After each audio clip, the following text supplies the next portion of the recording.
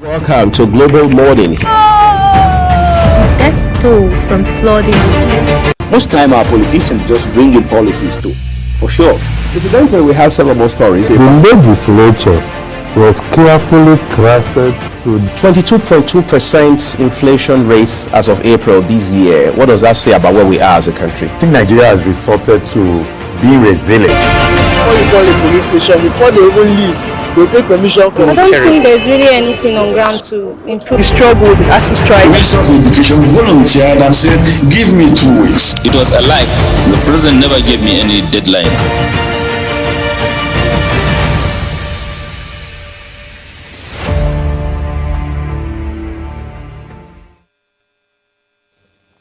Thank you for joining us here, everyone. It's Global Morning, and this is Global Television coming to you from Abuja, Nigeria's capital. It's the second working day of the week, and of course, the third edition this week of the program. I'm Wiyad Mofwebe. Again, it's a delight knowing you're spending the next 3 hours or so of your morning with us here on the program. We also want to say a special thank you to everyone who joins us live and from around the world on the program here. Well, we're going to spend the next 3 hours virtually discussing topical issues around across the nation, and some of them a little beyond the shores of Nigeria. 2027 seems a little far-flung, but then we see the politicking and the drama that comes with it already unfolding right in front of us. Whether it's the ruling All Progressives Congress, that is the APC, or the lead opposition party, the People's Democratic Party, PDP, we're seeing how, well, the critical players are now throwing their hearts in the ring just to indicate their interest in either standing for election in barely 2 years' time or supporting some individuals or political parties. In the midst of all of that, we have also seen, very interestingly, how we are now having some sort of alignments and realignments within and beyond political parties and things like that. There are those who have said that, look, the APC, the last, say, 10 years, has been able to solidify its hold, sort of, if you like, just create a concrete kind of hold around power.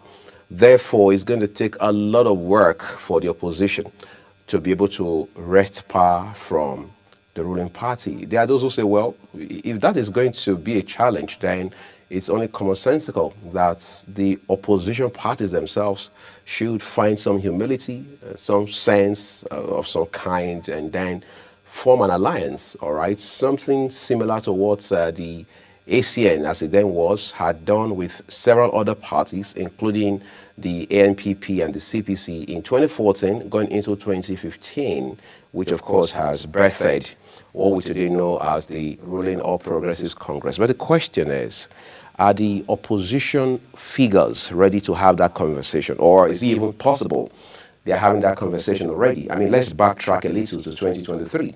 There had been the talks around the NNPP, that is the New Nigeria People's Party, which as it then was led by former governor of Kano State, Engineer Rabiu Musa Kwankwaso, and the Labour Party, which had flag bearer Mr. Peter Obi, former governor of Anambra State, coming together to form some sort of common front, such that some persons had theorized that Peter Obi would be the flag bearer, and of course, Engineer Kwankwaso would be his running mate. But it just took a few days for Mr. Kwankwaso to come out to say, look, that was not going to work, and he listed his reasons. And this is 2 years down the line. Questions again have risen as to whether or not it's possible for a party all by itself to, as it were, run circles around the APC. That looks like a tough call, especially when you take into cognizance the number of powerhouses, quote unquote, who have left, particularly the People's Democratic Party, and in recent times we've seen that happen too, within the folds of the Labour Party and the NNPP, moving into the APC. And there are now indications that, look, going into the 2027 general election, more of these powerhouses, including 7 governors, would move from their respective parties into the APC. Now, if, with a big if, that was going to happen, what chance then stands the opposition in terms of wresting power from the APC. Because whether you like it or not, politics is about numbers, and they say every kind of politics is local. And it will appear the APC is doing an amazing work of some kind in trying to, as it were, bring people from other political spaces into its fold. And for whatever that is worth, it just simply means that if that trajectory is sustained, 2027 is going to be, just to put it mildly, a tough call for the other political parties. But just yesterday, we saw that the PDP, following its stakeholders meeting, which it said was very critical, that happened on Sunday, now has inaugurated its board of trustees. We understand more than half of those members had been inactive this entire time. But the PDP believes that what it did yesterday is not just a rejuvenation of its internal mechanism, it's also its own bold statement to Nigerians that, look, the PDP has never been stronger, and going into this election in less than 2 years' time, this party, which had led Nigeria for 16 whole years, will show its might once again. But then, of course, the ruling All Progressives Congress doesn't look like it's going to bed anytime soon over this issue. But then we keep our fingers crossed to see what exactly this will spell for both sides of the coin. In the meantime, the Minister of the FCT, Mr. Nyesom Wike, himself, immediate past governor of Rivers State, granted an exclusive had a press chat yesterday with select media outlets, and he raised several issues about his, estranged political godson, talking about Siminalayi Fubara.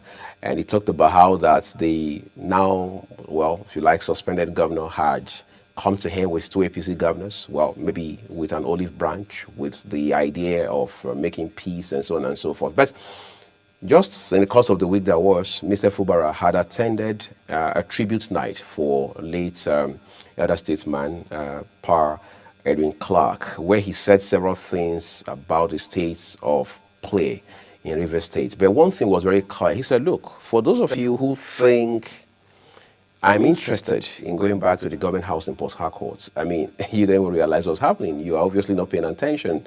I'm not desperate to go back there. In fact, I realized that the last few weeks I've been out of there, I look better, I feel better, and the pressure has dropped drastically. Therefore, the last thing on my mind is going back there as the governor of Rivers State. In fact, he said, if I had my way, the last thing I want to do is go back there. And he didn't stop there. He categorically said his spirit has left there. But you see, they say politicians speak from both sides of the mouth. So from what side of his mouth do you speak this time? And what should Nigerians, and indeed the good people of the great state of Rivers, expect in the days, weeks, and months ahead? Because we understand that, he had some meeting with the Minister of the FCT. He had also met with, President Tinubu in London, even though those details are sketchy. And the minders and handlers of the president are saying, we are not privy to that meeting, and so on and so forth. But all of these will appear to be indicative of the governor's interest in going back to Rivers State. But we're going to use that as a basis to have a conversation about the state of play within the PDP itself, because Rivers State has been touted since 1999 as a PDP state. In fact, they say it's a PDP stronghold. But can that still be said to be the case now, given that Rivers State today has, some sort of interim administrator, or if you like, sole administrator, running the affairs of the state? A man who has also seen a little, I guess, more than, his fair share of controversies. But in all of this, where does the PDP stand? What are the chances of the PDP, not just in Rivers State, not just as things stand today, but going into the future, especially given that the 2027 general election is just right around the corner? Let's take a quick break now. When we return, we'll bring you paper headlines.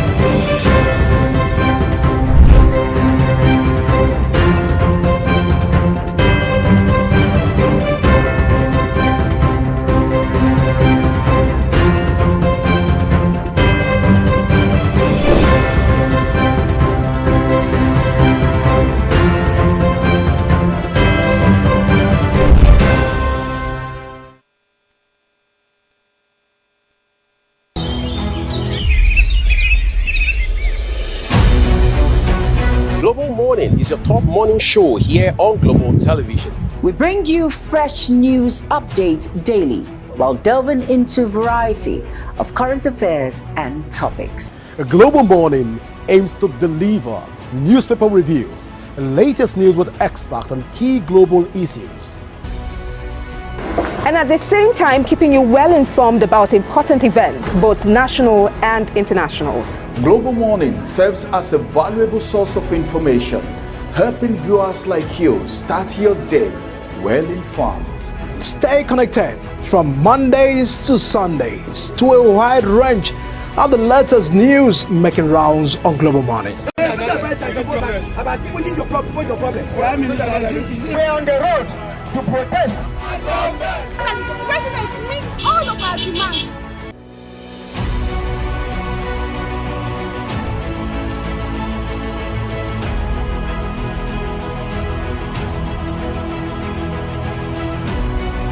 This is Global Morning.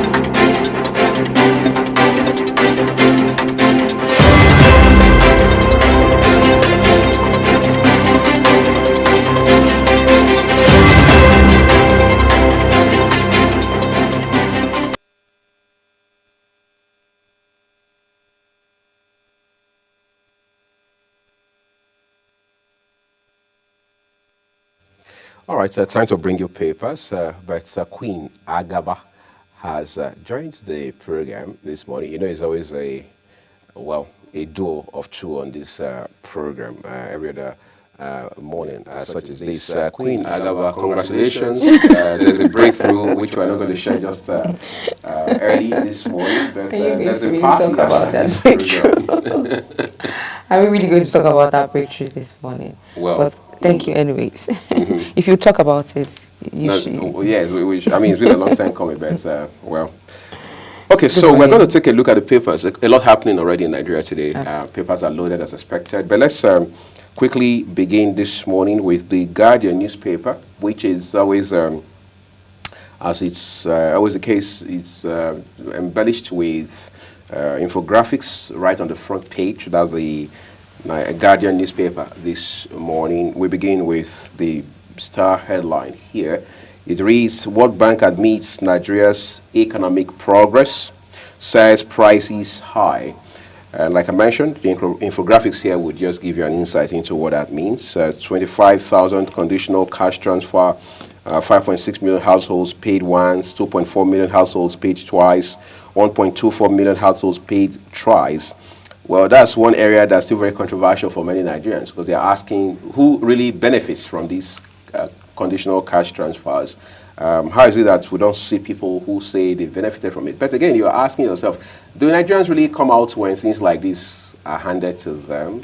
Of course, we know people complain a lot when things are a bit tight and all of that. But let's move forward and see a few more headlines for you. Freight forwarders write Tinubu as cartels sell e-collab code for 400,000 naira. The same e-collab code that was said would, the entire e-collab system was said to be the panacea, right? Ease all of the issues around freight forwarding, across our ports. But now we hear that some middlemen, maybe in the middle of it, some touts as well, are now selling these things for some 400,000 naira for the code. U.S., China agreed to roll back tariffs for 90 days. Yes, that seems like some piece of good news for not just the two largest economies on earth, but for the entire globe. Because before now, it was a 3-digit tariff that each side was slamming on the other side. But now we hear that, amongst other things, they've cut it to 2 digits. And that will happen for 90 days going forward. And then, of course, negotiations will continue right in between. A headline here with a picture of Governor of Edo State, Senator Monday Okpebholo. It says, Edo Governor seeks arrest of New Black Movement President S.A. Kako. Of course, if you follow the news the last few weeks, you can only imagine the amount of carnage that has happened in the city of Benin on account of cult rivalry. And the governor now realizes more than ever before that the buck stops with him. And we understand that the government is not sleeping on this one. They're going to work with everything they've got. So the leader of the New Black Movement, the president, S.A. Kako, we understand now has been declared wanted by not just the police, but the chief executive and the chief security officer of the state in the person of Monday Okpebholo. All right, that sounds like a piece of great news, no doubt about it. But let's make some progress real quick, everyone. 2027, amid pushback, zoning complaints orders, PDP explores reconciliation. Did I hear you say long overdue? But better late than never, right? Okay, suspension, that's your kicker. Court hears contempt other applications in Natasha's suit today. Read up those details on news page 28 of today's issue of the Guardian newspaper. NNPCL to resume oil drilling in North as production threatens 2025 budget. Then we take it to the foot of the front page of the Guardian. Lagos LP suspends chair, dissolves ward executives as Abure faction tackles OT. FG to overhaul underperforming discos amid lingering IBEDC takeover. Basically, those are the headlines from your Guardian newspaper today. We encourage you to grab a copy, read up details for yourself. But there's the issue of conditional cash transfer here, just before we turn to the Daily Trust newspaper, where Queen Agaba will bring us those headlines. We now hear that hundreds of thousands, upwards of 1 million people in different batches, some of them have received once, twice, thrice, right, benefited from these conditional cash transfer. Tell us you're a beneficiary. Like you mentioned earlier, that some people who benefit from these things don't, sound the alarm. They don't testify. Nigerians hardly when, there's a... But I haven't benefited from this conditional cash transfer. But I think that, it should be... More people should begin to talk about this so that other people can cue in and know that. And we can also know that, I personally don't know anybody within my circle who is or has been a beneficiary of this cash transfer. So we would like to see more people, real-time people, talk about, how much these cash transfers have been beneficial to them. When we had former President Muhammadu Buhari in the saddle, there was the issue of how do you determine who deserves it? Well, they said the baseline was the poorest of the poor. So the question again was, what are the criteria for determining who the poorest of the poor are? They said, well, there are Nigerians who do not have bank accounts at all because they don't even have the money to put there in the first instance. And recently, Mr. Wale Edo, Minister of Finance, who doubles as the coordinating minister of the economy, came out and said that it's only a few million of Nigerians that have up to 500,000 naira in their accounts. Of course, again, that goes to the heart of the level of poverty that we have to deal with in this country. But the real question has been, does this cash transfer idea solve the problem? Does it even scratch the surface? Or is just trying to drop, just a drop of water in an ocean? I think I buy that question, because while the other time we're talking about palliatives, we're talking about, measures that we're taking to at least alleviate the sufferings of Nigerians, we're asking, how sustainable is it? This question is valid. This cash transfer, how sustainable is it? Would it just be a one-off occurrence? How would Nigerians, keep up with this? How about we look for something more sustainable, more long-term, job creation, something that can be constant, consistent, something that is basically sustainable, putting Nigerians in a path where they don't always have to depend on the government or depend on organizations for, mega sum. So that question, I think, is valid, and I hope, and it's also a question we're asking, how sustainable is the conditional cash transfer, and moving forward, what lies ahead? Well, what lies ahead in this studio this morning really is the next paper, which is the Daily Trust newspaper. Well, on the front page of the Daily Trust newspaper, I apologize, I know I sound a bit husky, but you're going to rock music. Who knows? Well, big story here says, World Bank queries NNPCL's remittance of subsidy proceeds. Above the headline, above the nameplate, we have, expect electoral reforms before 2027, according to INEC chair. And then Danagun's tenure, national secretary position, threaten PDP neck, convention. We have Flying Eagles dethrone Senegal, qualify for World Cup. And then I talked about the big story, World Bank queries NNPCL's remittance of subsidy proceeds. Underneath the big story, we have Boko Haram launches attack on another military base in Borno State. Every time I hear stories around insecurity, Borno and Boko Haram, it just saddens my heart.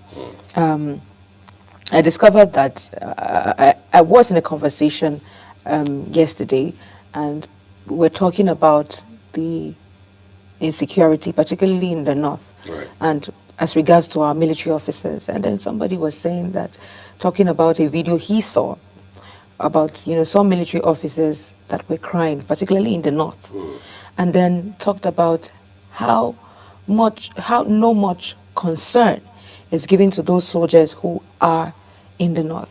Well, they're asking, the soldiers in the north, are they different from the soldiers in the south? Are they different from soldiers in other parts of the country? Because we see how these guys are being massacred.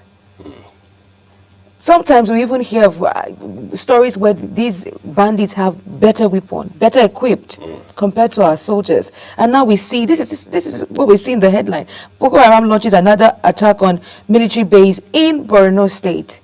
Our military, and then it just aggravates the whole thing, because if our military officers and personnel are constantly under attack like this from bandits and Boko Haram, what's the fate of an average Nigerian who is not armed, who is unarmed? You can imagine these people going after the base of the military in the country. And so it just keeps, there's questions, there are questions in the heads of Nigerians. Everybody's talking, what's happening? And our soldiers, particularly those who are in the north, they need to be better equipped, they need to be better remunerated. A lot needs to be done. We're tired of having to see soldiers die time and time again as a result of these attacks. Under preventable circumstances. Exactly. Preventable circumstances. And still on that story, we have bandits abduct 5 persons from Plateau Market. Sad. And we will continue all search in North, Ojulari says. And then the last story there says, man sentenced to death for killing friend over cap. Now, these are the stories we have on the front page of the Daily Trust newspaper. I was just tempted to ask, what kind of cap I mean, what's the significance of that cap, really? But, obviously we don't have those details, but it's quite sad that a life has been lost now on account of a cap, whatever the case may have been. Right? Okay, let's take a look at headlines from the Nation newspaper for you real quick. We begin with the headline from top left corner above the name masts. Says economy recorded fastest. Let's see what it says. Growth in 2024, says World Bank. Economy recorded fastest growth in 2024, says World Bank. But the World Bank is also now placing a demand on details of how the NNPCL, that is the Nigerian National Petroleum Company Limited, which is again a national oil company, has been remitting subsidy monies.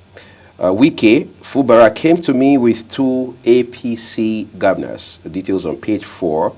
JAMB opens probe into UTME glitches. We understand over 8,000 candidates are now bringing what lawyers call class action against JAMB. And, of course, no agency, no entity, whether public or private, wants that. So the board is now forced to do some very wide-reaching probe as to what the issues have been, right? And hopefully these issues are resolved real quick, because in recent years, JAMB results have been the poorest, and questions have been asked as to what could have been the factors that led to this sort of development.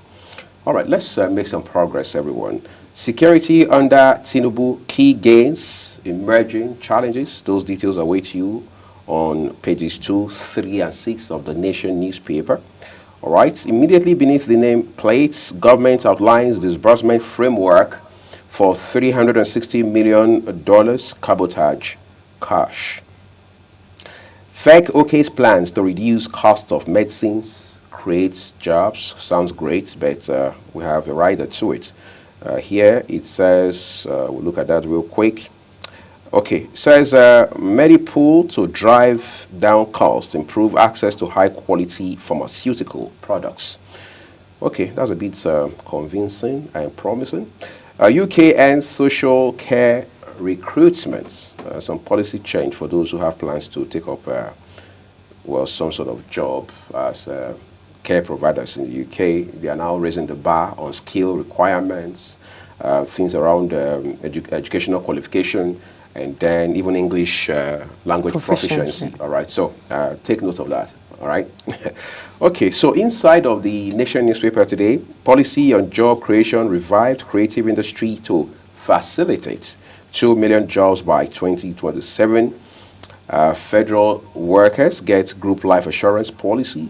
2.3 billion naira procurement of cardiac catheterization machine. Okay.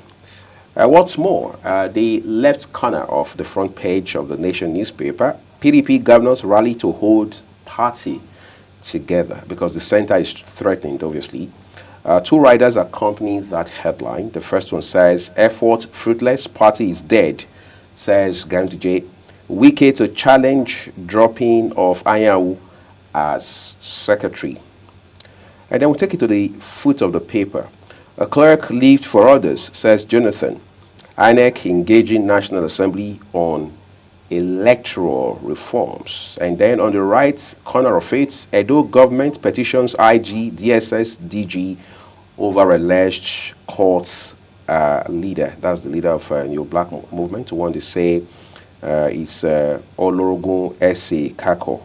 All right, well, let's see how that pans out. We move quickly to the Punch newspaper, and Queen Agaba has those headlines. On the front page of the Punch newspaper, big story says 4.9 trillion budget, that's 54.9 trillion naira budget, federal government and World Bank at odds over funding strategy.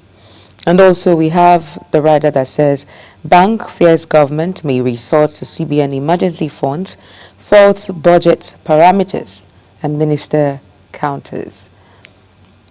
Above the nameplates, why Tinubu will defeat PDP again in 2027, according to Wike. Rider says Saraki heads 7-man PDP reconciliation panel. And oil drilling to resume in North, according to the NNPCL, Ojulare in particular. And then restructuring, federal government deploys special teams to underperforming discos. Bayelsa set to immortalize Clark and tributes from Jonathan and Dewey. Amid tributes, I beg your pardon.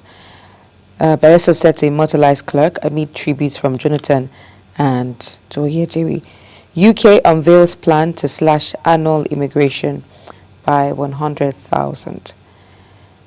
And Lagos APC aspirants protect today over local government primaries. That story is on page 13 of the Punch. And lastly, on the Punch newspaper, we have push to crash drug prices gains FEC approval.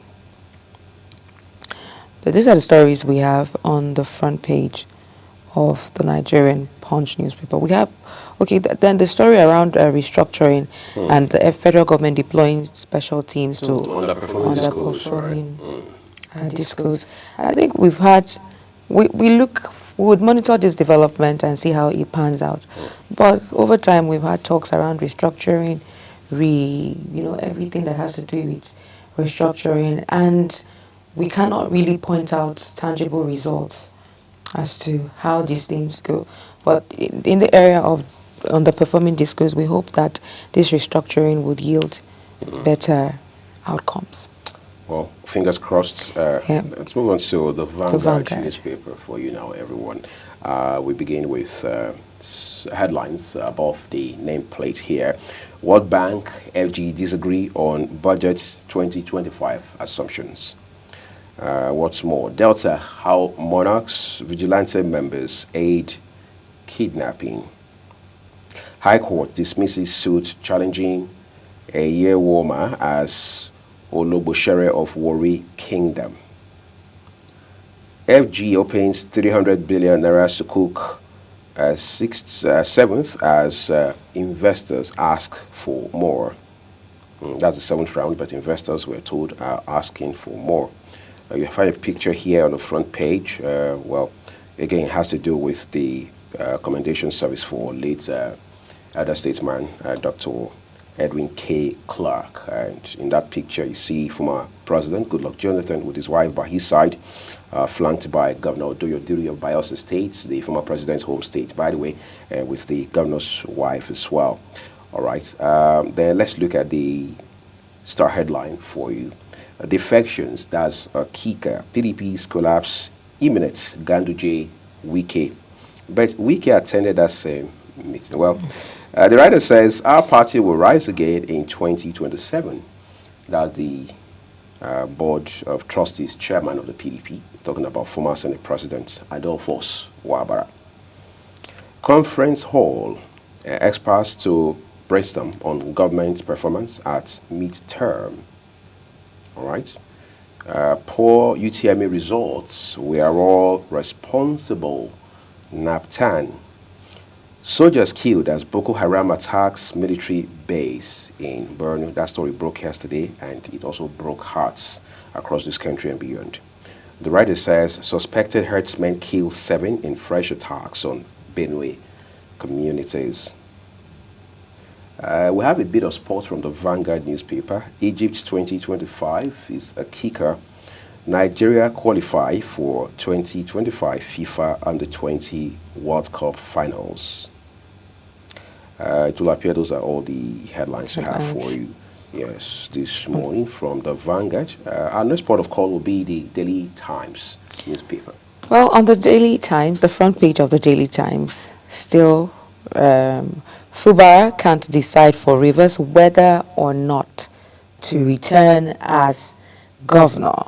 According to residents, above the nameplates, we have 2027 doom awaits PDP without reforms, says Wike. Says doom awaits PDP without reforms.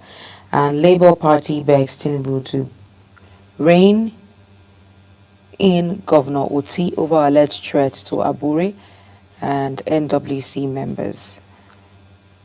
Also, Saraki 7-man committee to organize PDP NEC meeting, May, and National Convention in August. That story is on page 8 of the Daily Times. 4 die over cholera outbreak in Plateau Village, and West African security and political economy, there on page 17. Lastly, on the Daily Times newspaper, insecurity, Okpebholo escalates war against cultism. I just want to comment on the outbreak of cholera in Plateau Village, where 4 persons have died. If we circle back, we'll see that some of the major causes of cholera would be contaminated foods, water, mostly water, and in most interior places, interior villages and parts of the city, the people there, it would interest us to know that people don't, even in places that we would assume are supposed to be developed, people don't have safe drinking water, clean drinking water. I was somewhere a few days back, and you'd expect that for places like this, they still battle with, having clean water in their taps and all of that. How much more where into villages where, I think we should also ensure these are very little projects that we would assume. Some villages don't even have borehole. They still fetch water from streams that are polluted, just as little and as basic as safe drinking water we should expect. And this is why we hope that we don't have consistent outbreaks and spreads of cholera like this. And it's sad that 4 people have died as a result of the outbreak, and I hope that it's controlled before more lives would be lost. And then war against cultism, it all spans from cultism. Some of these issues of insecurity that we talk about, I've talked about how young boys, even in secondary school, are being initiated into cults as far back as a secondary school student, not even in the university. Some of these people, I think some cultists who were apprehended or repentant had said that they were part of it from their secondary school. Right. It may not have been intense as it is in the university or tertiary higher institution, but that little act of being a member of a group that is known for something, some juvenile delinquencies and all of that. So I think that awareness, sensitization, it's good that we see in the headline that Governor Okpebholo is, declaring war against cultism, and we hope that he sees it to the end, and that other governors and relevant authorities will take cue, and also teachers, heads of school will pay attention, particularly government secondary schools and universities as well. And then just to add to that, because whether you like it or not, this thing called cultism has become systemic, right? You have people in powerful places, powerful people in power who also are part of it, either directly or they give it some sort of, if you like, momentum. They provide resources for it, especially around electioneering periods, all right? Because they feel they need these quote-unquote foot soldiers to get an aspect of the job done for them, all in a bid to win an election. But the question is, what happens after election? Because the election is not going to be here forever. It's a one-day event, or maximum, even if you spread it in the case of the general election cycle, just going to be for a few days. But what happens to those guns and other deadly instruments? The system you have set up. Yes. Exactly, the system and all of that. Because they have leadership structure and everything. They have their own network and stuff like that. And these people, whether you're a governor, you're a local government chairman, you're a president, or you're a legislator who has set up this system, who has encouraged the system, you're going to leave the office someday. Will this phenomenon live with you? The answer is no. Therefore, we must have this conversation with an enormous measure of sincerity of purpose. Otherwise, we're just going to be here talking about something that's not going to end anytime soon. We have seen, for example, at least we have also heard about cases where certain governors encouraged it directly or indirectly, where you call the leaders of these deadly groups, had meetings with them. I mean, shamelessly so, and then the killings continued afterwards. So what do we say to such governors, whether they are serving or they are past governors? So it means that it's not just enough to declare one person wanted. Even after we win this one, what do we do going forward to forestall reoccurrence? Because these are people's children you're talking about. just, I mean, at the twilight of 2023, for example, you don't want to know how many persons died in the city of Benin alone, including a former colleague, all right, in an organization where I had worked, because he was mistaken to have been a cultist, even though I know, for example, I knew him, I worked with this person for 8 years straight. What's the point here? The point is that these are not just statistics. You're talking about real people, people's children, people's spouses, people's breadwinners, members of the community and things like that. So we must use all the legal apparatus available to us, law enforcement, the law itself, and then the resources, taxpayers' money, to ensure we drive this whole thing right into the ground. Absolutely. Valid question. And contribute. Well, these are the stories we have on the front page of the Daily Times. Next and last point of call will be the Nigerian Tribune. All right, so let's take you real quick to the Nigerian Tribune now, everyone. That will be, incidentally, our last paper this morning. We begin with the story, or the headline, I should say, above the nameplate, top left corner. This story came through yesterday, well, as a new dawn for the national leadership of the Academic Staff Union of Universities. It says, Unit Just Professor P. Wuna succeeds Oshodoke as ASU president. We understand it was... his election came in Benin, where there was an expanded meeting of the union. All right. UK ends overseas social care visas in a major immigration shake-up. Some people say it's been a long time coming, but well, what can we say?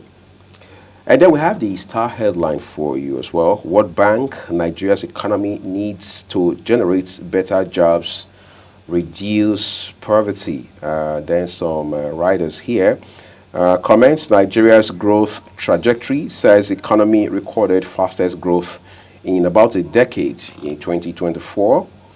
Wants pace of growth to accelerate further, projects inflation to fall to average of 22.1% in 2025. So the fiscal and monetary authorities have a lot of work on their hands to do. That's one of the implications of this. Okay. And then left corner of the front page of the Nigerian Tribune today, JAMB engages IT experts to review 2025 UTME. Wabara declares PDP revival as BOT inaugurates new members. FG raises 1.093 trillion naira via Sukuk to fund infrastructure development. That's credited to the Department of the DMO, yes, I should say. All right, the Debt Management Office. All right, Wike wants PDP over 2027 presidential tickets. What was that warning about? Well, you can read it up on page 19 of the Tribune today. Says Fubara visited him with 2 APC governors. FG to overhaul underperforming discourse. Okay, I think it's time I stepped on my brakes and talked about this discourse for a second. I wouldn't know if the numbers have changed today, but before now we had 11 of them dispersed across the country, right? And you can't talk about the power value chain without the discourse. Of course, they are the, so to say, grassroots components to power or electricity consumers in the country. But we've also seen that they've had a lot of challenges the whole time. Some people say, well, those challenges were inherited, given how the commercialization of the power sector was done, privatization as it's always called, and all of that. But now when we say we want to overhaul them, we want to reform them, we want to transform them, we want to turn them around, in what specific ways? Is it in the area of funding? Because we're told that paucity of funds has also been an obstacle in our operations. But the question is, ultimately, what are we going to do different now that we have not already done? Remember that at the point, former governor of Lagos State, Raji Babajide Fashola, was the minister of this ministry, all right, alongside Works and Housing, the only minister in the history of this country who has had to oversee 3 ministries at the time. But, of course, by the time President Buhari returned in 2019, he had to drop one, which was the power ministry. We had seen many efforts that had been made then. In fact, records show clearly that it was Mr. Fashola who had said that any responsible government does not need more than 6 months to fix the power problems in Nigeria. But of course, he was there for 3 years and a half, and He couldn't fix the problem. Buhari was there for 8 years straight. He couldn't fix the problem. Tinubu has done almost 2 years. The problem has not even been scratched, let alone being fixed. So the question is, what are we going to do differently about these distribution companies going forward? Because let's not forget, they are all private entities and they are profit-oriented. So what help will government give to them? Well, I'll encourage you to pick up a copy of the Tribune newspaper today and read out details for yourself. Okay, well, that's our final paper today. Right. Interesting. We've been able to bring you stories from across major newspapers today. We'll take a quick break now, and when we return, it will be time for the Global AM News, and after which we'll have topical discussions on, matters of interest to you. Please stay with us. We'll be right back after the break.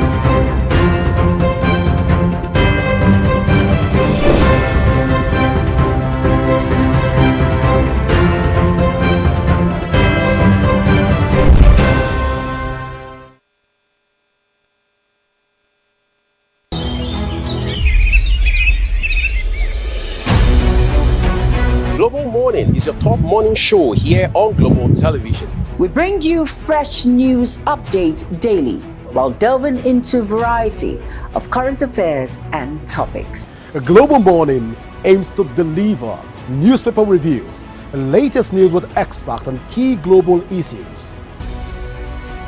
And at the same time, keeping you well informed about important events, both national and internationals.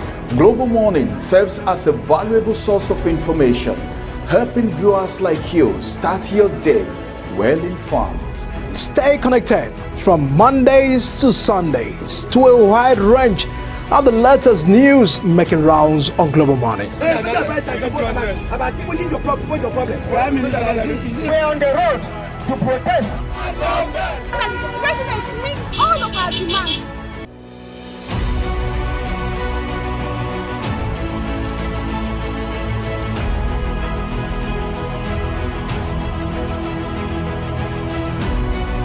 This is Global Morning.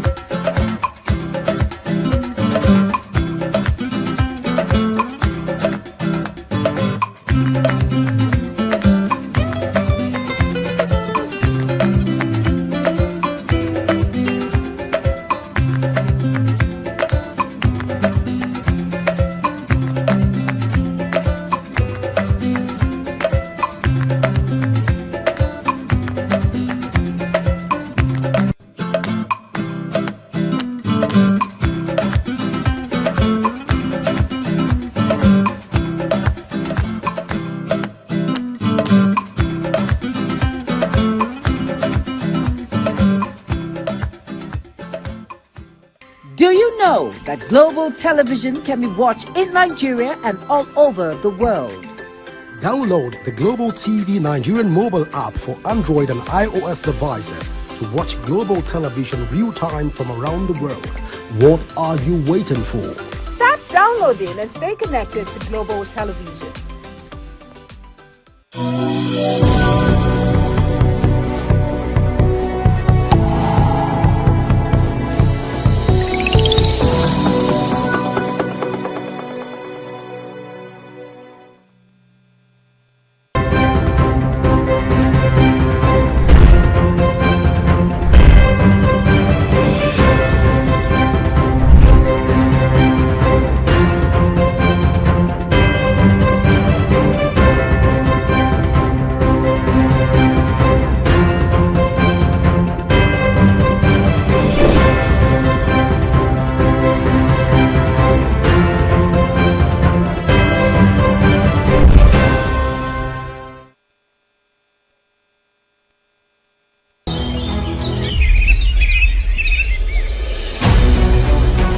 Global Morning is your top morning show here on Global Television. We bring you fresh news updates daily while delving into a variety of current affairs and topics. A Global Morning aims to deliver newspaper reviews and latest news with experts on key global issues. And at the same time, keeping you well informed about important events, both national and internationals. Global Morning serves as a valuable source of information, helping viewers like you start your day well informed. Stay connected from Mondays to Sundays to a wide range of the latest news making rounds on Global Morning. We're on the road to protest. The president meets all of our demands.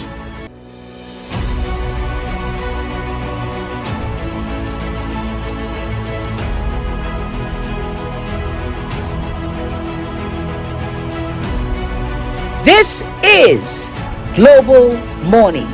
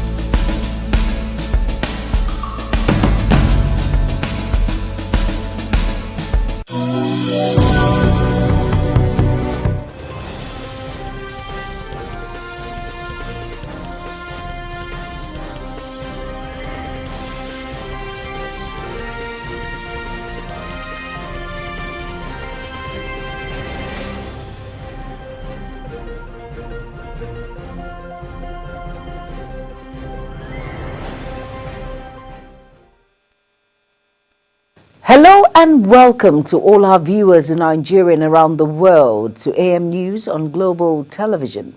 Coming to you live from the nation's capital, Abuja, I am Jumai Manson. A quick reminder that Global Television's on DSTV channel 365 and Star Times channel 276. You can download the Global TV Nigeria mobile app for Android and iOS devices to keep track of our broadcast. Now the news in full. President Bola Ahmed Tinubu has begged the Lifetime African Achievement Award from the Millennium Excellence Foundation based in Ghana Tinubu, while receiving the award, commended the patron of the foundation, Otunfwa Ose Tutut II, for the invitation extended to him and the success of the event put together by the foundation. The president, represented by the Minister of State for Foreign Affairs, Ambassador Bianca Ojukwu, received the award as special guest of honor during the 25th anniversary of the Millennium Excellence Prize in Kumasi, Ghana. The People's Democratic Party, PDP, has inaugurated new members for its Board of Trustees. The inauguration took place at the party's National Executive Committee Hall in Abuja. The PDP says the move aims to rejuvenate its top advisory body, which has been diminished activity with 85 out of 127 members reportedly inactive. Our political correspondent, Godwin Sunday, completes the story. The reconstitution of the Board of Trustees followed the expiration of tenures and defections of some. The inauguration coincides with the heightened internal discussion within the PDP to address internal challenges and strategies ahead of the upcoming NEC meeting and National Elective Convention. Welcoming new BOT members, the chairman Adolphus Nwabara emphasized that the appointment is a call to serve and charged the new members to serve with dedication in building the new PDP.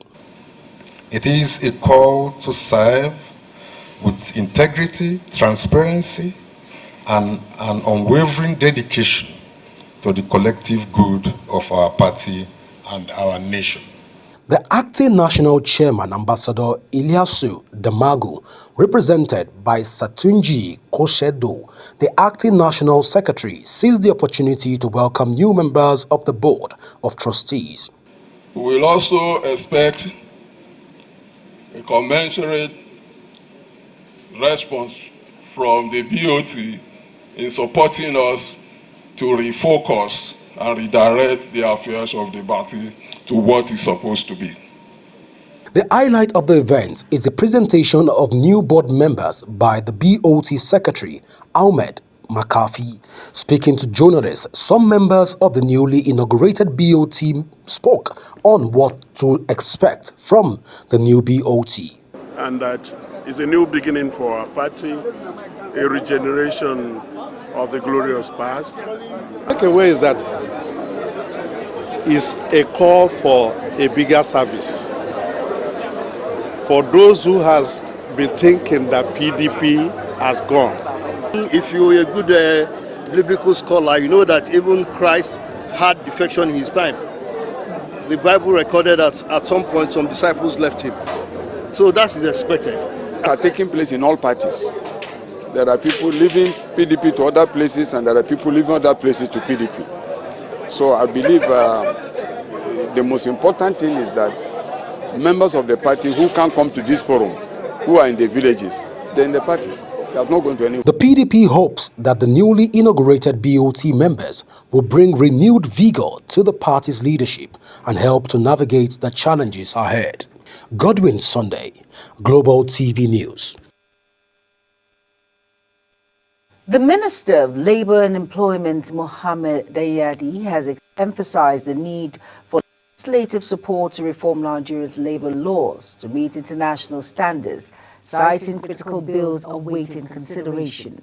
Speaking at the opening session of the policy gathering in Abuja, the minister noted that the dialogue presents a viable platform for stakeholders to engage in meaningful discussions on critical issues affecting the nation, especially as it draws participation from policymakers, experts in various sectors, technocrats, and key players in diverse fields. The minister also hailed the leadership of the House of Representatives for convening the inaugural National Policy Dialogue on the legislative agenda, describing it as a clear indication of the legislative commitment towards marking a positive impact on our national development. The Academic Staff Union of Universities have elected a consultative psychiatrist of the University of Jos Teaching Hospital, Professor Chris Pawuna, as its next president. Pawuna, who is also the Dean of Student Affairs at the University of Jos, takes over from Victor Osedeke, a professor of soil science from the Michael Okpara University of Agriculture. Umwedike, Abia State. Decision was taken at the 23rd National Delegates Congress of the Union, which took place in Benin. The chairman of Gwer West Local Government Area in Benue State, Orem Tarsro Victor, has ordered a dusk to dawn curfew to curb rising insecurity in the area. In a statement issued, Victor said the curfew, which begins at 6:30 p.m. daily, takes effect and applies to all movement into and out of the local government. The council boss explained that the measures is temporary and would be subject to review based on improvements in the security situation. The Nigerian Ports Authority, NPA, has refuted recent online allegations accusing the agency of multi-billion naira corruption, describing the claims as spurious, false, and lacking credibility. According to the NPA, all budgetary provisions and expenditures are under the strict supervision of the Federal Ministry of Marine and Blue Economy. The Budget Office of the Federation and the National Assembly make a misappropriation particularly impossible. The management of the authority in a statement dismissed the allegations, insisting that its operations, finances, and procurement processes are fully compliant with Nigerian law and subject to rigorous oversight. Suspected Boko Haram terrorists launched an attack on a Nigerian army base in Marte local government area of Borno State, resulting in casualties and capture of some soldiers. Local and security sources confirmed that the incident occurred at about 3 a.m. on Monday at the forward operation base of the 153 Task Force Battalion. A source who chose to remain anonymous disclosed that the troops were overpowered during the attack, leading to the loss of lives and the capture of some soldiers. The Minister of Marine and Blue Economy, Adegboyega Oyetola, has announced plans to end the insurance of waivers under the Coastal and Inland Shipping Act 2003. Oyetola made this known in a statement by his spokesperson, Dr. Bolaji Akinola, following a meeting with delegation from NNPC Shipping, Sina Bulk, and Coverson Offshore. The meeting took place at the ministry in Abuja and reaffirmed Oyetola's commitment in reversing the over-reliance on waivers for foreign vessels in Nigerian waters. A cholera outbreak has been reported in Bokos, local government area of Plateau State, resulting in 4 deaths. It was learned that several others have been evacuated to various primary health care centers and cottage hospitals in the Kanzo area for medical treatment. The executive chairman of Bokos local government, Amalu, confirmed the development to newsmen in Jos. You are watching the live broadcast of AM News. When AM News returns, South Africa denies persecution of white Afrikaners. Details coming shortly, plus business and sports stories on the other side of this break. Please stay with us.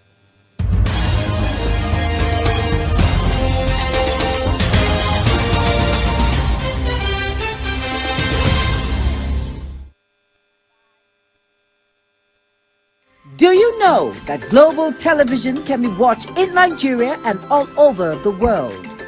Download the Global TV Nigerian mobile app for Android and iOS devices to watch global television real-time from around the world. What are you waiting for? Start downloading and stay connected to global television.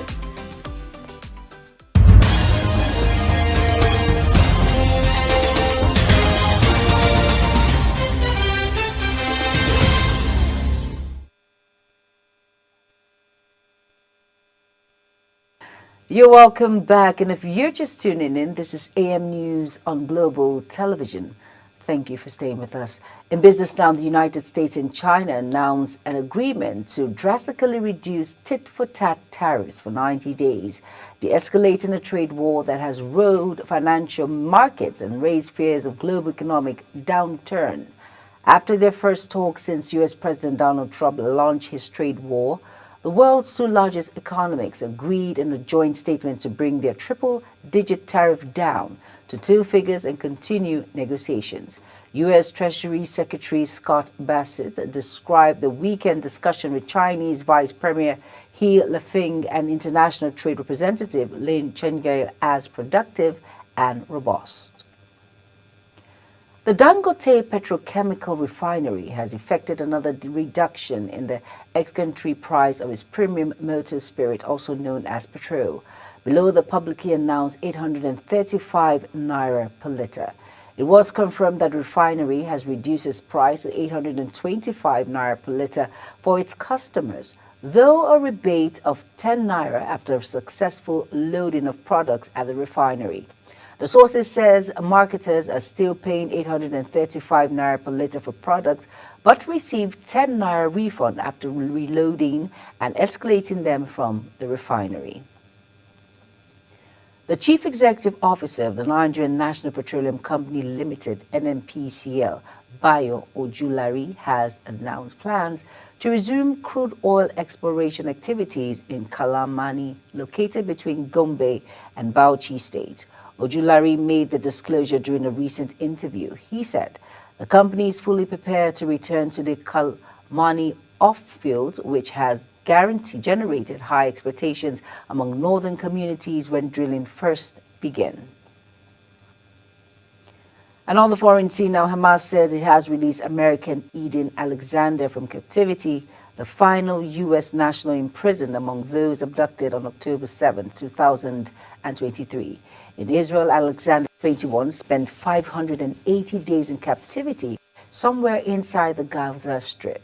He was born in Tel Aviv, Israel, but was raised and attended high school in Tel Aviv, now Jersey. He is a dual national of Israel and was serving as a soldier in the Israeli army at the time of his capture. Hamas said it released Alexander as a goodwill gesture to revamp peace talks. Alexander is slated to be reunited with loved ones before he is airlifted to Tel Aviv Hospital for an evaluation. The UK government has banned international recruitment for social care roles and announced a dramatic cutback on so-called low-skilled migration, declaring that skilled must mean skilled. The hardline move, detailed in the new 82-page immigration white paper released today, forms the backbone of the most significant immigration reset in a generation. The government is raising thresholds on salary qualifications and English language across most routes, removing what it calls loopholes for low-skilled migration under a skilled label. For more on foreign decks, let's join Uyi Agbonfuegbe for the rest of the story. Martha Karua, among the first to declare a run for the Kenyan presidency in 2027, says the country is in total disarray due to alleged corruption, police killings and economic decline, hoping to harness the anger and frustration against Kenya's president, William Ruto, which splits onto the streets last year in mass protests against tax rises and corruption. We are in total disarray. It's as though our constitution has been suspended. We have abductions, arbitrary arrests, executions, that is extrajudicial killings. Because those abducted, some are turning up dead, others tortured, and the police and authorities fail to take responsibility. Karua served in government in the 2000s and as a lawyer has largely represented jailed opposition figures in neighboring Tanzania and Uganda. Elsewhere, South African Ministry of Foreign Affairs says the white Afrikaners who have accepted resettlement in the United States did not face any form of persecution in South Africa. It came hours after a first group of 49 white South Africans flew out of Johannesburg following U.S. President Donald Trump's offer to grant refugee status to white Afrikaners. They can't provide any proof of any prosecution because there's of any persecution because there's none. There is no any form of persecution to white South Africans or to African South Africans. And we are glad that a number of organizations, even from Afrikaner structures, have denounced this so-called persecution. Mainly descendants of Dutch settlers, President Trump says white Afrikaners face what he calls racial discrimination in South Africa, heightening tensions between the two countries. Uyi Agbonfuegbe reporting for Global TV News.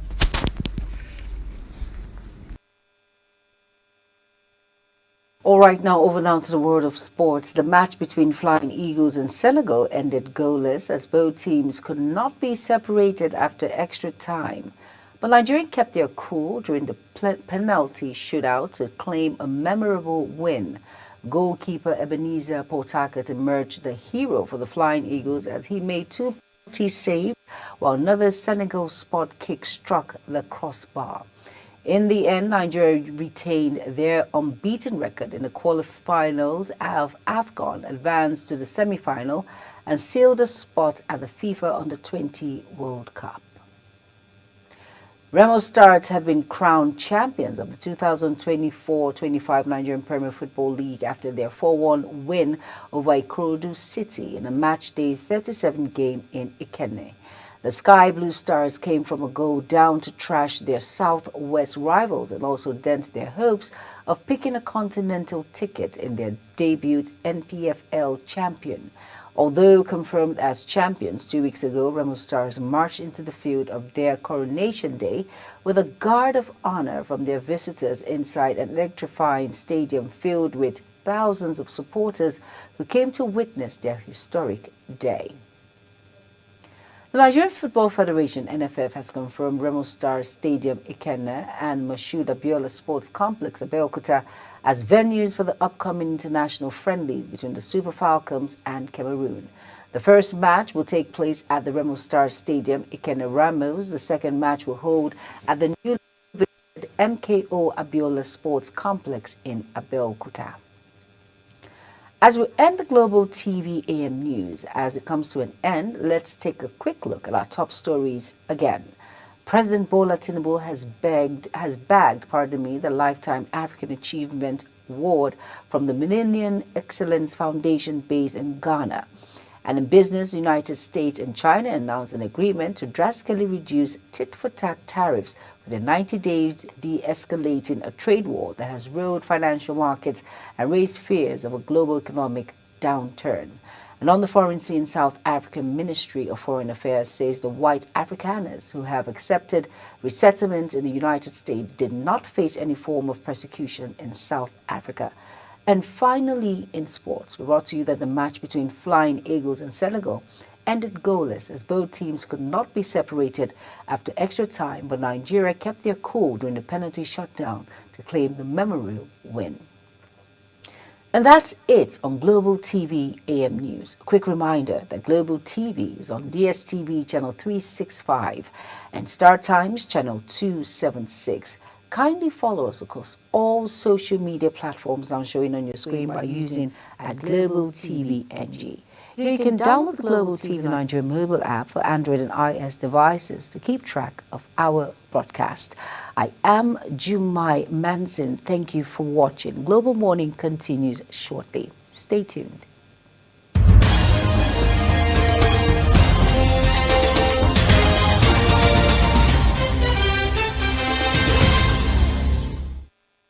Do you know that Global Television can be watched in Nigeria and all over the world? Download the Global TV Nigerian mobile app for Android and iOS devices to watch Global Television real-time from around the world. What are you waiting for? Start downloading and stay connected to Global Television.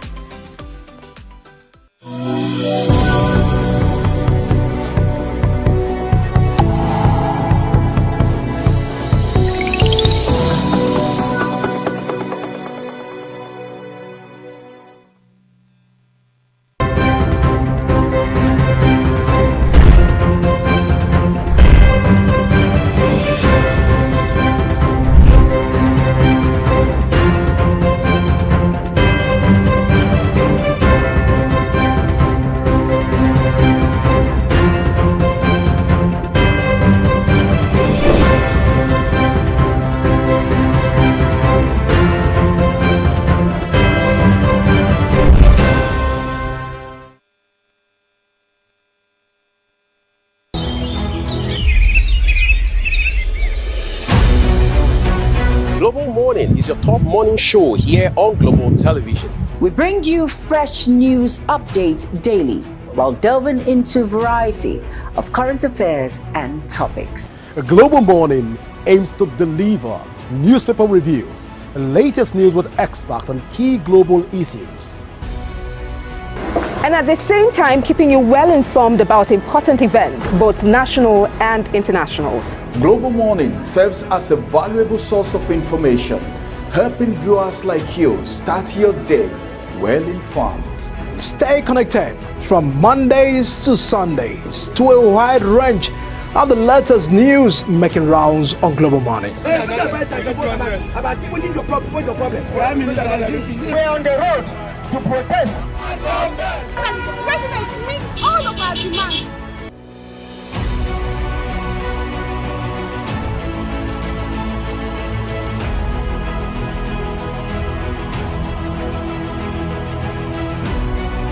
This is Global Morning.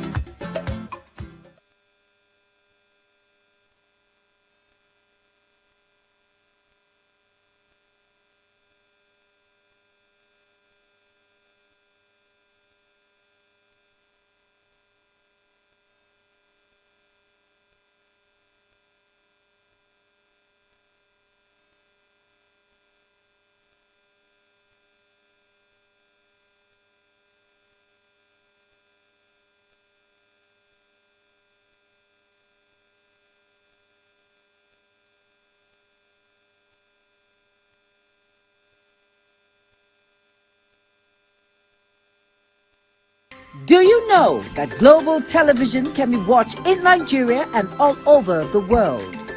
Download the Global TV Nigerian mobile app for Android and iOS devices to watch Global Television real-time from around the world. What are you waiting for? Start downloading and stay connected to Global Television.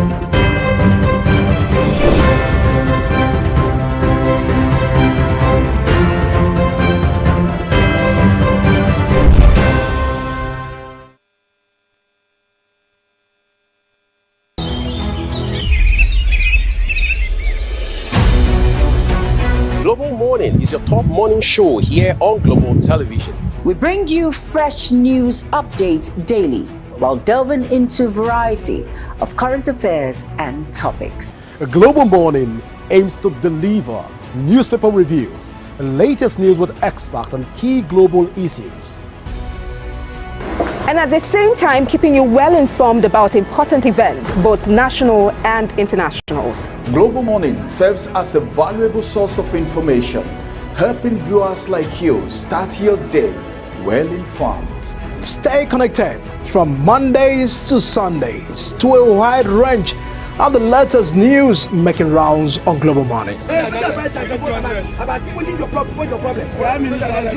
on the road to protest. The president meets all of our demands.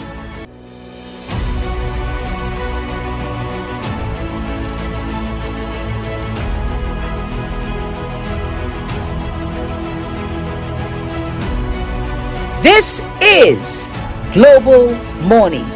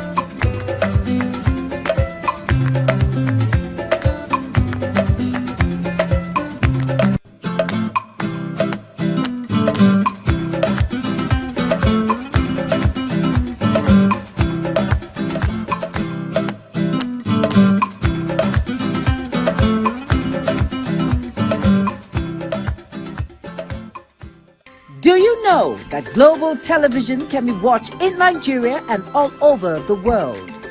Download the Global TV Nigerian mobile app for Android and iOS devices to watch Global Television real-time from around the world.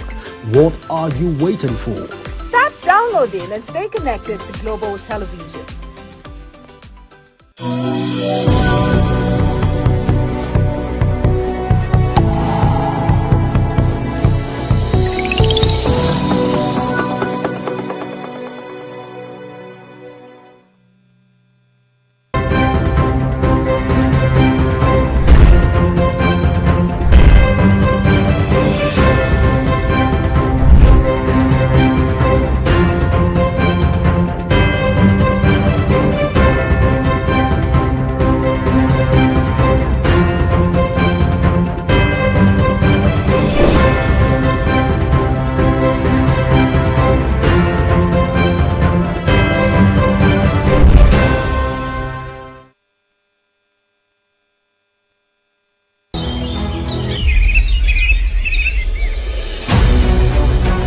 Global Morning is your top morning show here on Global Television.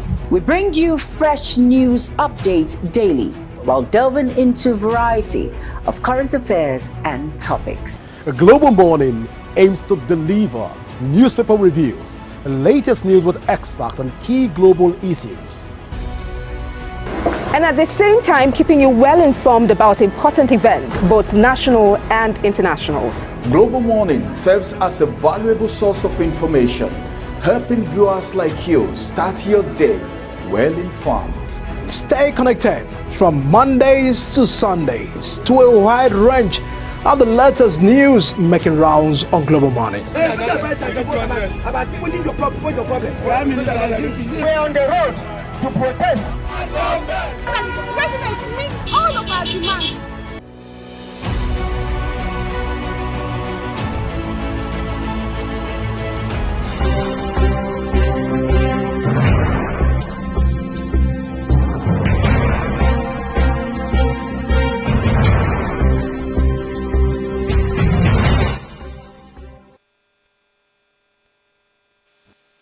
For a party that ruled Nigeria for 16 years, there are those who believe, and rightly so, that the PDP should be on the front of leading opposition in this country, especially at this very crucial time. However, that has not been the situation, given that the PDP itself, for the most part, the last 2-3 years, has become more like a house divided against itself. While, on the one hand, there are those who say, well, if the PDP had, quote-unquote, behaved itself going into the 2023 general election, the party perhaps would be singing a different, and who knows, a better song today. But the PDP decides to say, well, we can still sing, no matter what kind of song it is. So it has moved now to restructure internally in the hopes that it can rebuild whatever is left of it, especially going into the 2027 general election. Are these efforts far-reaching enough?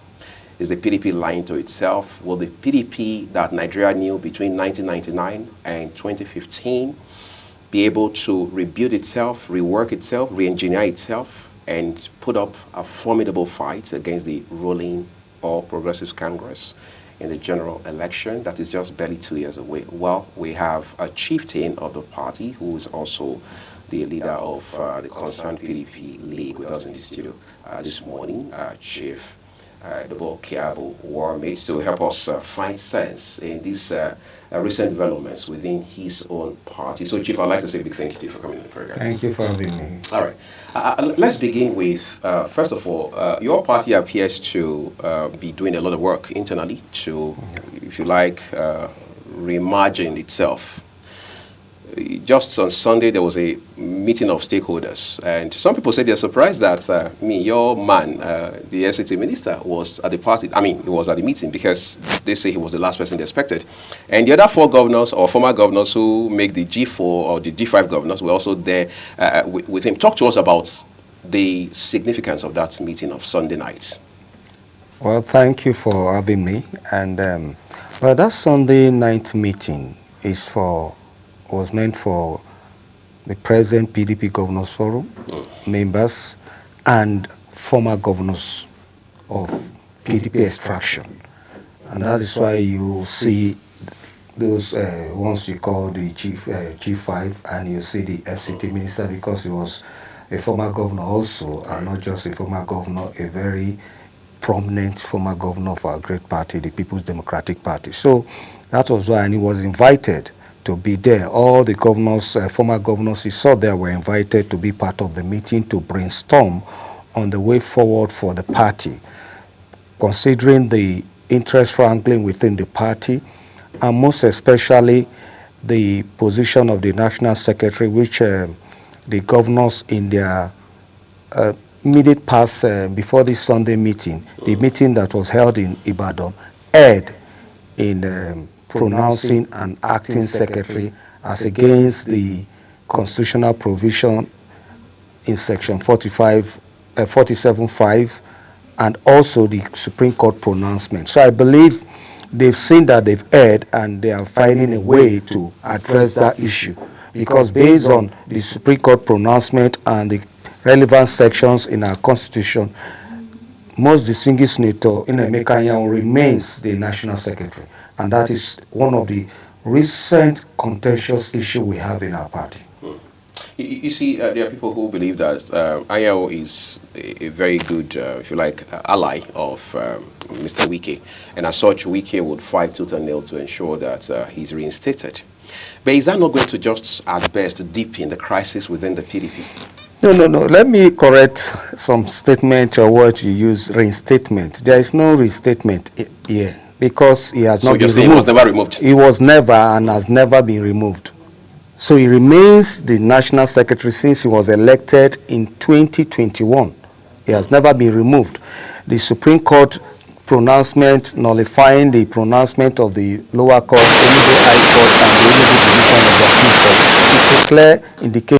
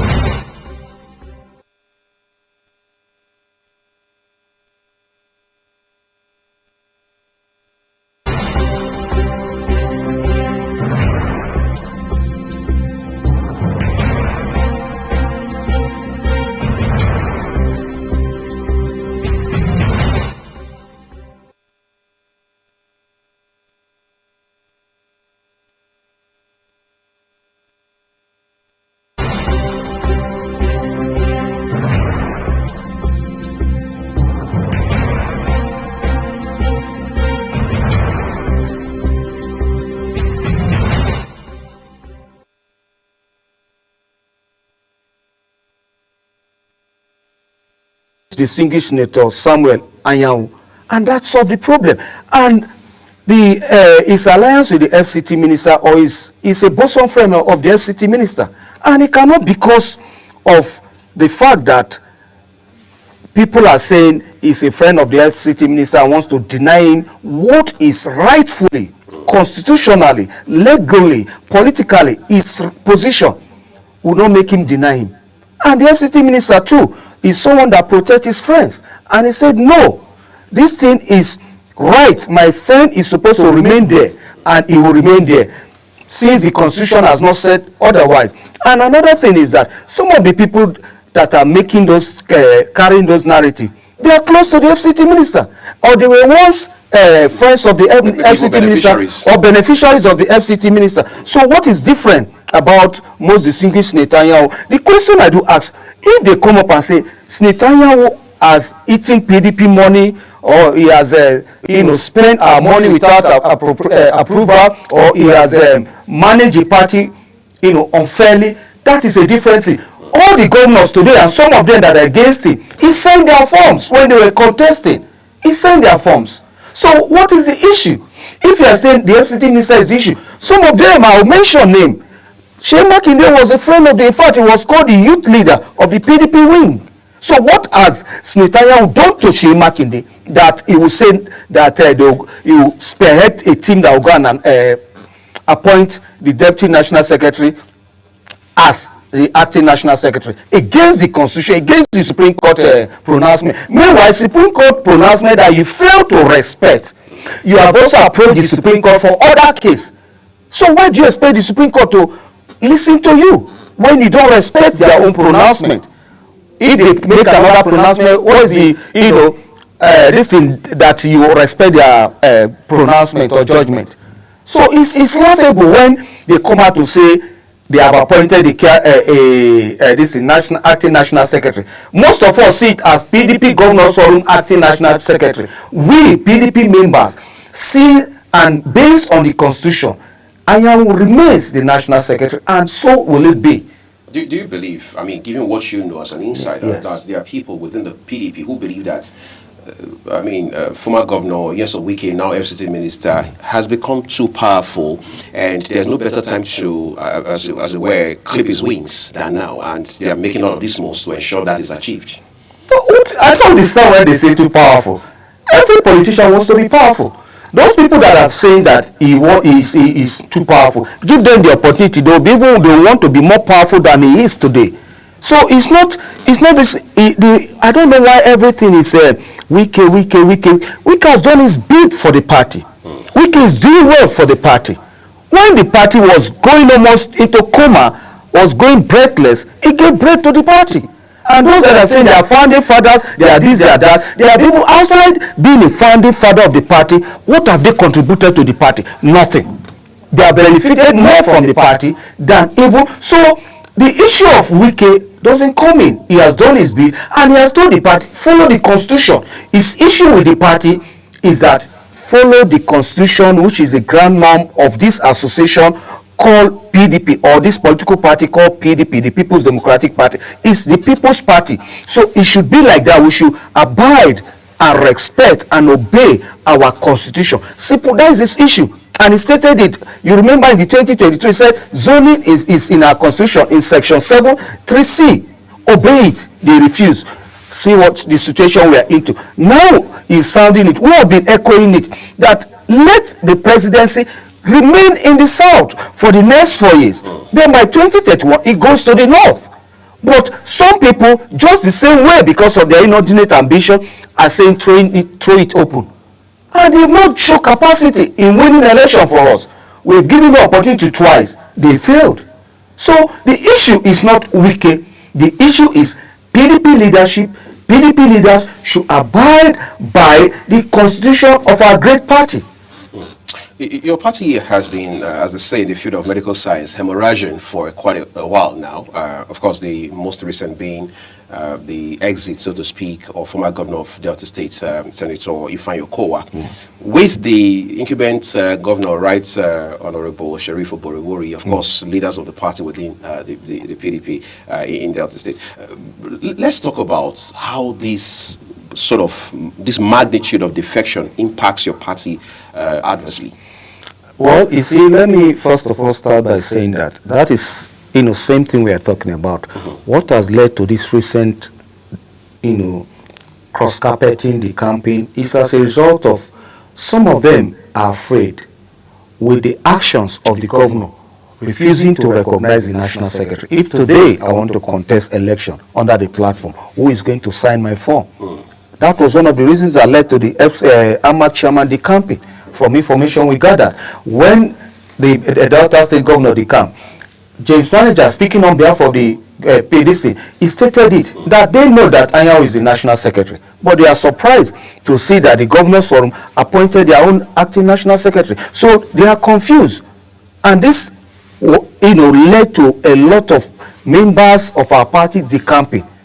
And now that is why we are saying that the governors should retract their step. We respect them, they are senior stakeholders of the party. But that does not mean when they are progressing in error, we shouldn't draw their attention, or when they are attempting to flagrantly disobey or disregard or bypass the constitution, we shouldn't drag their attention to it. And that is it. And for the governors, and this, you see, we don't, as a party, PDP is an household name in Nigeria. PDP is loved by Nigerians, and PDP will still be loved by Nigerians, most especially Niger Delta, which Delta State, I can tell you for a fact that is a PDP, is a full PDP, full-blooded PDP state, because we don't feel it that much. Yes, he's a governor. Yes, the other is a former governor. Yes, they've left big names. They've left, but the truth remains that they were there. The former governor was the governor then, and the present governor was the speaker then. And PDP lost, even as vice presidential candidate, lost Delta State under his watch. That's quite an irony. That is the thing. So that's why we are not bothered, because we know that the masses, the followership outside those appointed by the governors, the remaining members of the party are still PDP members, and they are coming up and will throw a shocker to the incumbent governor that his decision to leave the party is he will have cause to regret it, because Deltans will vote PDP come 2027 as governor. I know your friends are overtaking this question, but with the benefit of hindsight now, do you think PDP as a party would be in a better place if Mr. Nyesom Wike had been chosen as running mate to former Vice President Atiku Abubakar going into 2023 presidential election? By now, I can tell you for a fact that if the FCT Minister, His Excellency Barrister Nyesom Wike, was nominated as the vice presidential candidate, would have been in the villa by now, without any doubt, because he's a man of capacity, he's a man of strategy, political strategy, and you can confirm my statement with the statement of one of his critics today turned to be regretting their decision, and that is the person, an ally of the former vice president, Timi Frank, a former, national deputy spokesman of APC. He said it when in his statement reacting to Okowa's campaign. He said they regret not picking the FCT minister, His Excellency Barrister Wike, as the vice presidential candidate. By now they would have won or have been in villa, and today as we speak they will not experience this shameful act of him moving from PDP to APC. Even though we have heard a lot of stories that he did that because of, the EFCC is being confronted by EFCC and so on. But my own take in all of this, you have your constitutional right to associate, to relate to whoever you want to relate. But when you are leaving a party like the PDP that has given you life, that has brought you to limelight, you should quietly leave, and not to make any derogatory statement against the party or undermine the fact that the party today, Nigerians talk about you because of PDP. If there was no PDP, nobody would have known you. So when you are decamping, it's my advice to leaders of our party, decamp quietly. Now, I'll give an example why I'm saying that. The former vice president, when he was decamping, which PDP did? In 2014, one of his ally and boy, Senator Dino Melaye, said to Fuaka PDP, Alayesa PDP, Olamaje PDP. Today he came back to that PDP, he came to his vomit. Not only that, even took a ticket as a governorship flag bearer of our party in Kogi State. So I just advise them, please quietly, because without PDP you are nobody. And PDP have made you who you are today by the grace of God. So just quietly, if you have any good reason or selfish reason to leave the party, just quietly leave the party. And that is my advice for the former governor and the present governor of Delta State. If they've left, they just go and join the party and not make, although we're hearing rumor that their one leg is still in the PDP, they want to take the structure of the PDP, they have placeholders in the PDP to keep the structure, because they've asked them, go and register in your various wards, various units. Some of them refuse to go and register. In fact, was it many days ago, some of the House of Rep members from Delta said they are not part of those that decamped. So they're still in the PDP? Yes, they are still in the PDP. They said it. Yes. A lot to talk about this one. But just yesterday, your party inaugurated its BOT members. They say quite a number of those members had not been active. Dozens of them had not been active. In fact, the word used is inactive for a long time. How can such a crucial, very vital organ of a party like the PDP be largely inactive for that amount of time? No, you see, not that they are inactive. I think some of our leaders are economical with the truth. The tenure of some of these persons have expired. And I raised the issue. and I complained about it. Whatever platform I appeared, I raised the consciousness that our BOT members, more than half their tenure have expired, and it is making the BOT to be dormant. One or two persons will just make comment. No, the tenure of the BOT members, new members should be nominated. So I was happy when I heard from one of the state chairmen that the BOT secretary has written to him, asking him precisely the Imo State PDP chairman, in the person of Honorable Austin Wachuku, that the BOT has written to him for the state to nominate their slot for the BOT. I was happy that they are doing that, because it was unheard of that PDP BOT members' tenure will expire, and some people just gather expired members. When members their tenure has expired and be using them to make statements that are not promoting the party, that are self-serving. But I was happy yesterday when I was called that they are doing the inauguration of the BOT members, and I should be around. I said no, I'm busy somewhere, but I'm happy to the fact that they have recognized and listened to my voice that the BOT has not been properly constituted and should be properly constituted, and to do that you need to request for fresh nominees to replace those that their tenure has expired, and that is what happened. All right, so let's take a quick break at this point, everyone. Quite a lot to unpack this morning regarding this conversation. We understand there's now a Saraki committee that has been set up by the PDP just yesterday. What exactly is the mandate of this committee, and how will that help better the fortunes of the PDP going forward? We'll find out behind this short break.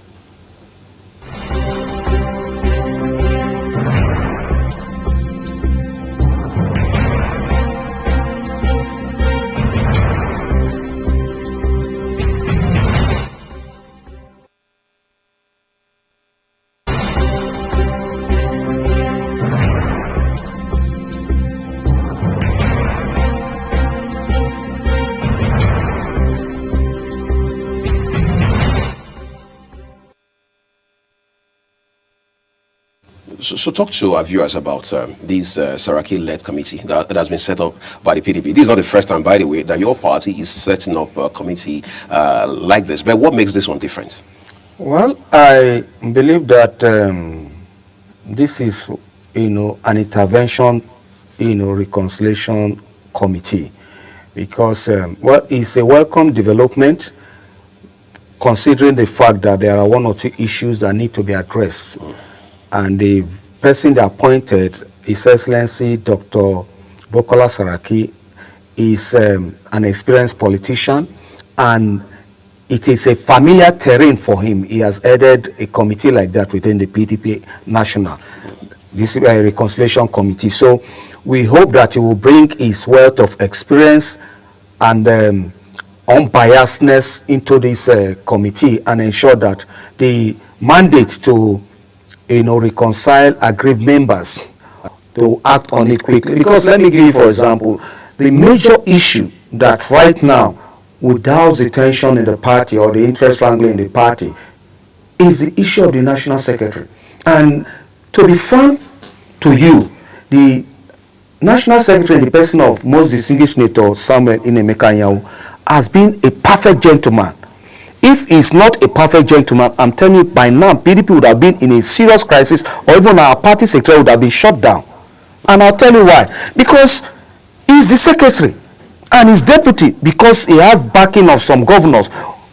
I started calling for meeting with staffs, redeploying staffs, walking about that they are trying to fix acting drama, going that they are trying to inspect the facilities where NEC will hold, which has never been done.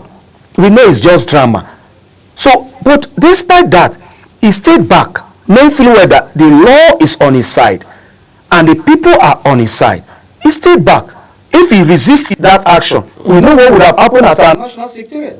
So we urge and plead with the committee to look at the Supreme Court judgment, to look at Section 47.5, to look at Section 48.1 of our Constitution, and make sure that Senator Anyanwu remains the national secretary. Because let me tell you, for example, see what is happening in Anambra State. It was as a result of this national secretaryship issue that a lot of people in the first time in the history of PDP that Anambra, nobody bought ticket. In fact, they had to go and look for somebody to buy. Only one person bought a governorship ticket.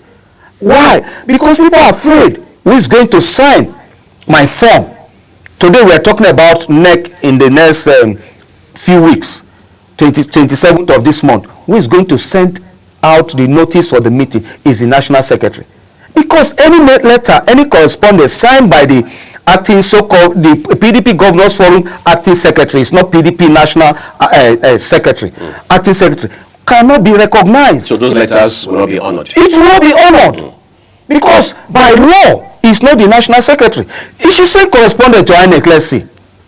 So this will impede the 27th May 2025 NEC meeting if they don't address the issue of this national secretaryship. When you look at all of these things, it will appear PDP is eating itself from the inside, don't you think? No, it's not. You see, the problem we are having is that some people have this inordinate ambition and they are desperate about it. And they are bent on ensuring that their desperation gets to its end. But now some of them have realized that, no, the law is against them. They are flagrantly disobeying the Constitution. And they've seen that we, the supporters of Senator Anyanwu, will not take it. In fact, we've given them 1 week to the, we are watching a week to the NEC. If they don't, the governors will mean, with due respect to them, revert their statement of an acting national secretary. We will take them to court and ask the court to define who is the national secretary based on section 45, 47.5, 48.1 and the Supreme Court pronouncement, and let's see who will be the national secretary. They are doing what is wrong, and they should be humble enough to say to Senator Anyanwu, sorry, it was politics, but we have seen this, that we have made a blunder. Come, let's work together. And let me tell you this, the national chairman in the person of Ambassador Umaila Damagu and the national secretary in the person of most distinguished Senator Samuel Emeka Anyanwu as the best thing that has happened to PDP presently. Otherwise, without them, what we are talking about would have been a worse situation. Believe you me. Well, you see, it's interesting. Let's go back again to your meeting of Sunday night. Yes. Right. We understand former Vice President Atiku Abubakar was not there. Is that correct? Yes, he wasn't there. What does his absence signify, especially at this critical moment in the history of PDP? Or are we just going to wave it off as inconsequential? No, but the meeting was invited. The meeting is there was, a reason a man of his stature would not be invited for such a meeting? No, because the meeting was not for all stakeholders. It was specifically for the PDP Governors Forum and the former PDP governors, former governors from PDP, and one of very few, National Working Committee members. That was just it. So the former Vice President does not fall under any of these categories, so there was no way he could be there. Yes. Now, let's talk about, let's go to your home state now, Rivers State. I'm very sure that you have seen the video where the now suspended governor, Siminalayi Fubara, was, at the tributes to late Pa Dr. Edwin Clark.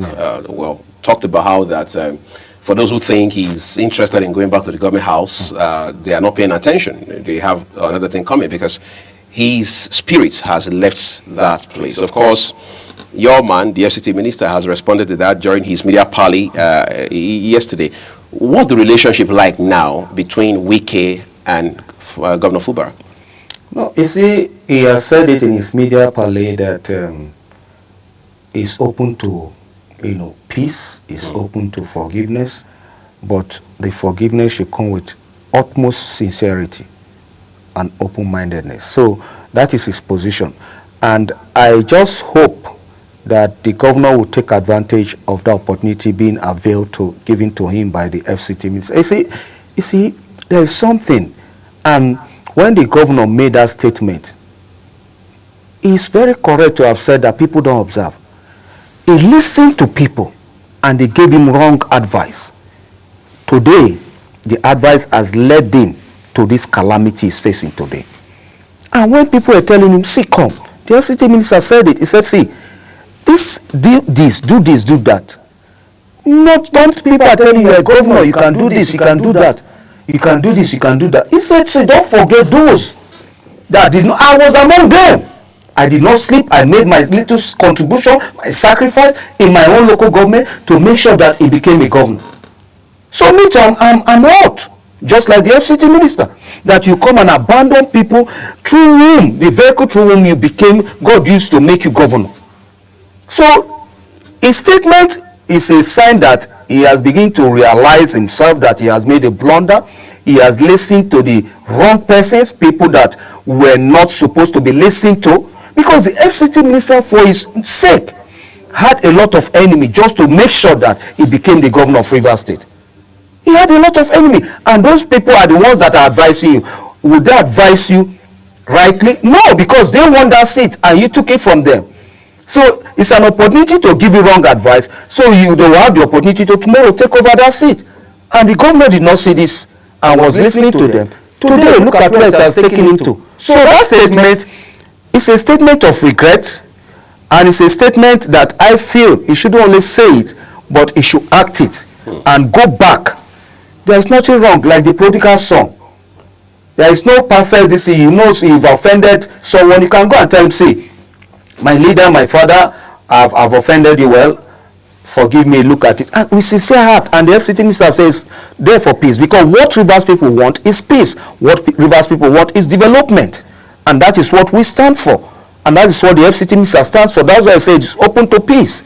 So the governor should act and also advise his loyalists to stop making derogatory statement, to stop, embarrassing the state, like what happened with the first ladies, the program where they walked out on her and so forth. You saw the reaction of the FCT minister. Can we blame that on Governor Fubara? Of course. We cannot blame that on him. No. Well, it depends on how you look at it, but the long and short of it is that talk to your supporters.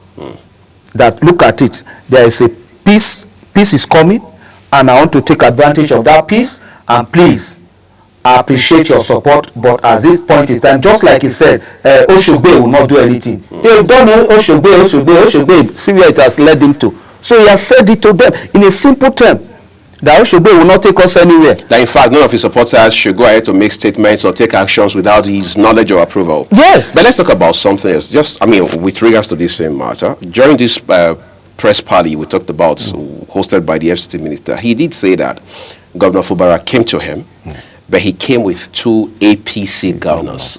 Talk to us about that angle. You see, when I heard that, I laughed, because we have PDP governors. So why APC governors? Maybe he thought those are not one. Both of them are APC governors. What sign is the governor giving us?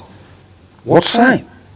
And I became a bit worried that we have PDP governors. For your sake, they went to court. None of them are good enough to go to the FCT minister with you to tell him that, Your Excellency, this is your son, this is your boy, politically speaking.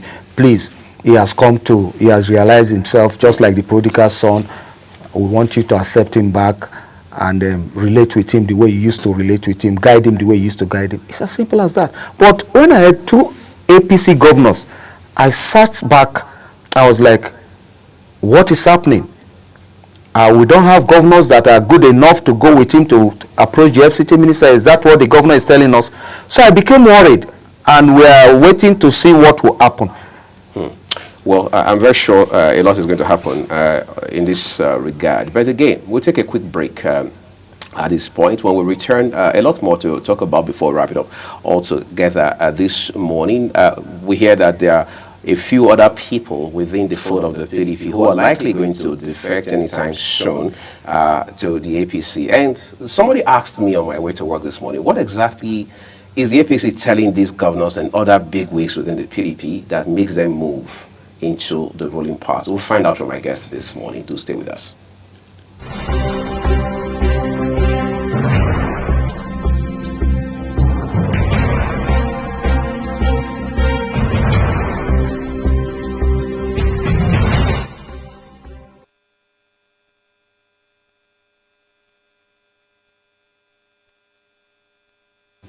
There are people within your party and those who are not even members of your party, some of them are not politicians at all, who believe that if the PDP must get it right going forward, one of the first things we must do is to find out what is the bait the APC is selling to these people who are moving. Because there's also the theory now that there are a few more persons in your party that will move, following what we have seen in Delta States. Some persons have talked about Governor Peter Mba of Enugu, for example. And there are a few more coming, including Akwa Ibom, who has not hidden his support for President Bola Tinubu, especially as it touches on 2027. Will the PDP live in denial or find the courage to confront this challenge? Well, I believe the PDP will find the courage to confront the challenge, and that is what has led to the Saraki-led committee to see how they can stem the tide of frequent decamping of PDP leaders into the APC. And that of, if you look at that of the Enugu state governor, you see even APC people are rejecting him in his state. And in PDP, from what we gather, is one of the persons that is causing this tension as regard, because he wants to bring someone that is unfit, is a misfit for the position of the national secretary. So although he's silent, but from investigation, he has been the reason behind this Udo Koye coming up and so on. So the issue of defection has many, sides. Some we've heard that some that are decamping, not because the APC is doing well, but because they have issues, they've tampered with state resources. And just like the former national chairman of APC said, he said, when you come into APC, your sins are forgiven.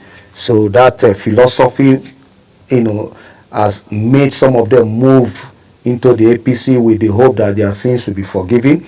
And also some of them, just like I told you, has given the reasons regarding the national secretaryship, if they are contesting who is going to sign this thing, that issue.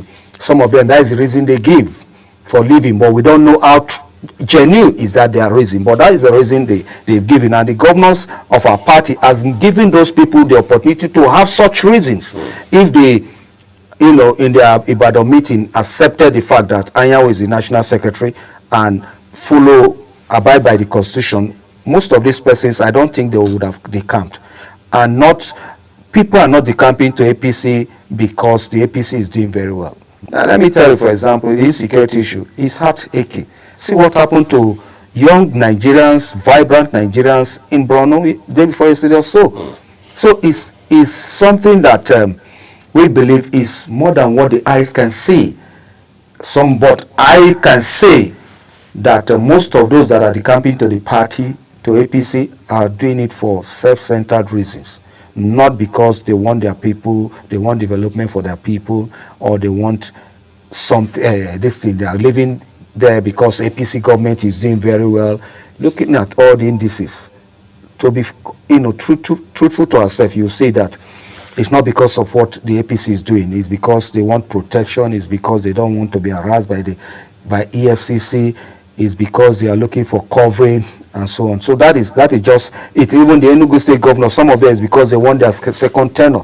Because we have that challenges of first tenure governors of our party looking for means to move because they want to secure their second term. In fact, that is one of the reasons why they said the Delta state governor decamp. The Enugu state governor is attempting to decamp after causing crisis in the PDP, and one or two of them. But the unfortunate thing for some of them is that in their state, the APC chapter there has rejected them already, like that of Enugu state. There was a viral video where they said they were a day. There's this concern about the relationship between FCT Minister Wike and Governor Osei Makinde of Oyo State. Before now, they had both largely be on the same page, politically speaking. I mean, of course, both of them are members of the 5G governors and all of that. But how is it that when it has to do with this secretaryship, national secretaryship thing of your party, they don't seem to see eye to eye? What's the element responsible for that? Well, I don't know what is really responsible for that, but just like you say, some people feel that, and that's why I feel disappointed in the Oyo State government. Some people feel that, the national secretary is at the beck and call of the FCT minister, which is not correct. And the FCT minister himself has also made that clear. But coming from someone like the Oyo State Governor Seyi Makinde is heartaching, because one, this same Ayahu signed your form when he came into the party and when he wanted to contest as governor. This same Ayahu supported you. So the question is, what offense has he committed? We've been asking our governors, none of them and our leaders have been able to answer that question.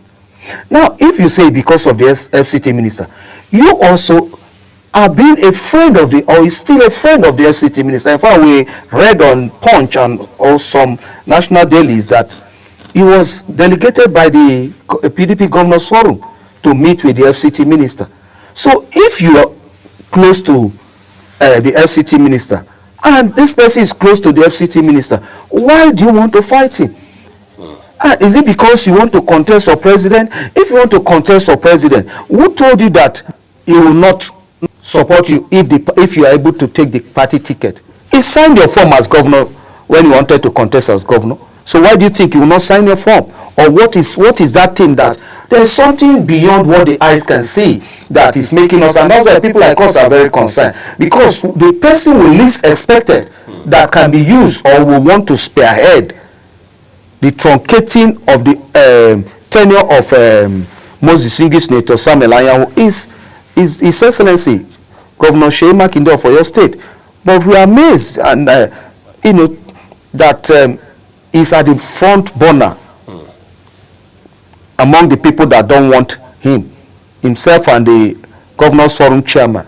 Talking about Bala Mohammed. Bala Mohammed, yes. And that is worrisome, because if they are on the right path, if they are in line, their actions are in line with the Constitution, fine and good. But right now, it's anti the Constitution, anti the pronouncement of the Supreme Court.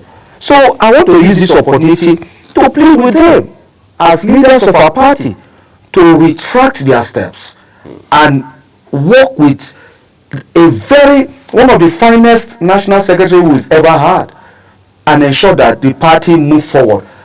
That is my appeal to them specifically. Let's talk about this Saraki committee, because it appears that PDP is in a far worse place now than it had been previously when you had similar committees being set up.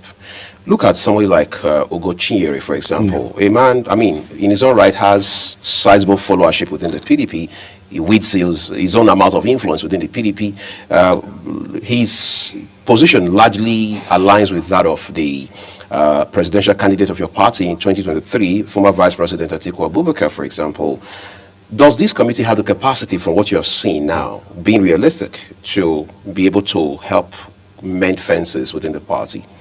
Well, I want to say that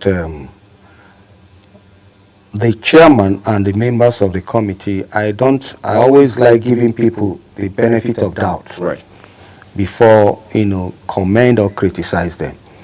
And the chairman has been in that terrain before, so I believe he will be able to handle the situation fairly.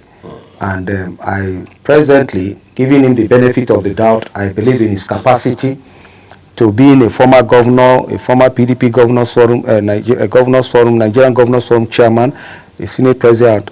He will be able to use his wealth of experience to address issue as it is.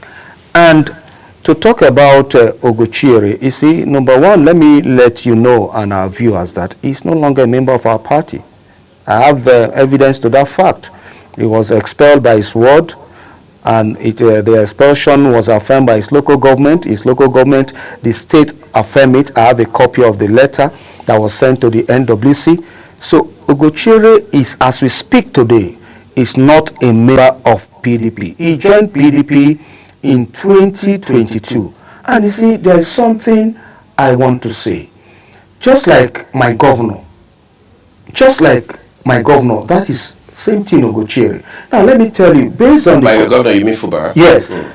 Based on our constitution and based on the Electoral Act, every primary election must be conducted within the senatorial, federal or state constituency. Right. If it's governorship, within the state. Now, Ugo Chinyere's primaries was not conducted in Idi-Ato North and South federal constituency. Which he represents. Yes, was conducted in Oluzon. And that invalidates your primaries. We had such cases, 3 of them. Now, after they won the general election, Ogochiri and 2 other persons. But before that, and that's why I feel so bad that this young man will act like that. Let me tell you, Anyanwu, and most especially the FCT minister, was instrumental to him taking the ticket. It was somebody else that won the ticket, the primaries. But during the appeal committee, because we have electoral committee, after the electoral committee we set up appeal committee, it was during the appeal committee they were able to influence and plead with the winner, and Ogochiri came in. Now that is the first step. Now after that, he won the general election. In the general election, the tribunal, they went to tribunal, the APC candidate went to tribunal, and in the tribunal he lost. In fact, the 2 of them, himself and the other, one was senator, the other was House of Rep member, due to the fact that their primaries were not conducted in their senatorial district and federal constituency. And Ogochiri was removed. He went to appeal. Who helped him in the appeal to win the appeal was the FCT minister. Others lost it. The other 2, the senator and the House of Rep from that has same situation with him, lost it even at the appeal. But the FCT minister stuck his neck and ensured that Ogochiri came to power, to House of Rep. So today, as we speak, Ogochiri, after God, is being a member of the House of Rep to Wike and Anyanwu. But it's so disappointing that Ogochiri has become a bad example of a young man that will make leaders not to support. Look at his comment when he's talking, insulting PDP leaders. If you have issue with any PDP leader, you can criticize them without insulting them. I criticize our leaders that are working against the Constitution. I stand by the Constitution. I quote the Constitution. I dare people to look at the Constitution. On several platforms, I've invited Ogochiri to a live debate on issues he has raised, because he's a political neophyte as far as PDP is concerned. He doesn't know anything about the party. What even made him he came into the party 3 months or so thereabout to primaries, and that is because in section 54 and 7 of our Constitution, before now, it takes you 18 months when you join our party to be able to contest election. But due to the fact that in 2017 they amended it to 1 month, he came in. That was why he was able to come in. Otherwise, he wouldn't have been able to come in. And all this, the credit is to the FCT minister and the national secretary, Senator Samuel Anyanwu. But today, his same people is fighting. He has never worked in any place. The only place he worked was when Senator Saraki, when he was Senate president, employed him as one of his PRBRN boys. So you came up. You had all this opportunity. You came up. What you do is to insult those people. So I don't pay attention to him. Sorry to say, because he's stuck in trade, his betrayal, lying, and blackmail. So I don't pay attention to him. And as we speak today, I have a proof to the fact that he is not a PDP member. Let me give you an example. He was the founder of APP. APP today, if not that some of us are talking to them, they should wait. They want to protest. Because my local government chairman, each of them has been alleged to donate 100 million, amounting to 2.something billion, who through the party they give it to Ogochiri. And that is the kind of person. To what end? No, because he sold the party to the governor. And that is what is happening. And he owes Ogochiri, if he's that popular, I've dared him. I've dared him for a live debate. I've dared on several platforms, even on live press conference. I've dared him. He has, displayed cowardness by refusing to pick up my challenge. And I've asked him, if you are that popular, go and contest under the party you founded, the APP. Why did you come to PDP? Now go to that APP. So you're alleging that he betrayed the APP in the interest of Governor Fubara in Rivers State, is that the point? APP has never won even a councillorship, not even if domestic staff, if they are doing domestic staff election, APP has not won any. And he sold the party to the governor. He's one of the persons that deceived the governor into this, what he's facing today. Otherwise, the governor wouldn't have been in this mess. He now sold the party, using the party to milk the state government in connivance with, from what it has been alleged, chief of staff to the governor. So that is the kind of person, and that's why I don't like giving credence to him, because talking about him is like I'm wasting my time. Because look at all I've just mentioned. Today, I want him, what I've said, I dare him to come to this same station and say that what I'm saying is not true. And I'll come here to let him know that, bring proof to let him know that I'm the one saying the truth. Well, one would have thought calendar-wise, 2027 is still far away, but politicians think otherwise. They believe that it has never been closer. So the earlier the better. Let's start politicking in that direction. Do you think, given what you know today, I mean, you are obviously a ranking member of the PDP, that your party should form an alliance with any other party, whether NNPP, Labour, whatever it is, going into 2027? Because from the conversation we're having now, all of the narratives are saying it is apparent that the ultimate goal is to get APC out of power. So do you see, or would you advise your party to give thoughts to the prospect of forming an alliance with other political parties? You see, I want to align myself with what my dynamic national chairman and national secretary has said in the person of Ambassador Damagu and Senator Anyanwu. They have made it clear. They said any alliance that will lead to changing the name PDP, they will not be part of it. So that brand must remain. It must remain. It's an household name. It's a brand that every Nigerian loves. So they can't afford to change it. What they are saying is that we can have talk, we can have collaborations, we can collaborate with others, we can, discuss if you want to be part of us, but not to the extent of changing our party name and logo. No. That is the position of the party, and the national chairman has stressed it, the national secretary has stressed that fact. And I want to align with that because I think that is the way for PDP is popular. All we need to do is to put our house in order. Put our house in order. And if we put our house in order, Nigerians are yearning for us to come. Nigerians are the ones that are saying that, PDP, please address this issue. I've received call from, several countries regarding this national secretaryship and condemning the governor's forum action and things like that. That is to tell you how Nigerians, even in diaspora, are interested in PDP and know that PDP is the only party that can salvage this country. So I don't think that it is about this. It is about we putting ourselves to house in order, not about coalition. Yes, it is welcome. Discussion, fine, is okay, but the major issue is for us to put our house in order. And I tell you, we might not even need the coalition. Nigerians will just say, carry go, we missed you people. That is it. Let's hope that happens. Of course, it's going to take some real work for the PDP to be able to rebuild and, if you like, recalibrate to get it right going into 2027 and even beyond. Thank you so very much, Chief Warmake Bokiabo, for coming on the program. Thank you for having me. This morning. I'll be speaking with a very high-ranking member of the PDP and the leader of concerned PDP League, Chief Warmake Bokiabo, who has been able to help shed light on many of the issues and developments within the party. We'll leave it here, everyone. We'll take a break, and shortly my colleague, Queen Agaba, and I will be back here to draw the curtains on today's edition of the program.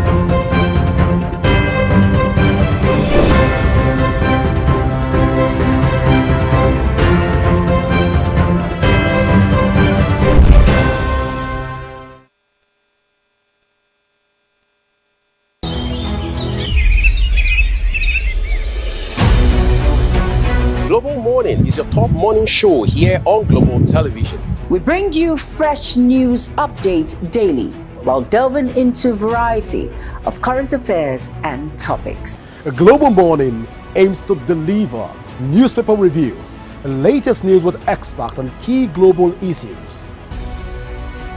And at the same time, keeping you well informed about important events, both national and international. Global Morning serves as a valuable source of information, helping viewers like you start your day well informed. Stay connected from Mondays to Sundays to a wide range of the latest news making rounds on Global Morning. We're on the road to protest. The president meets all of our demands.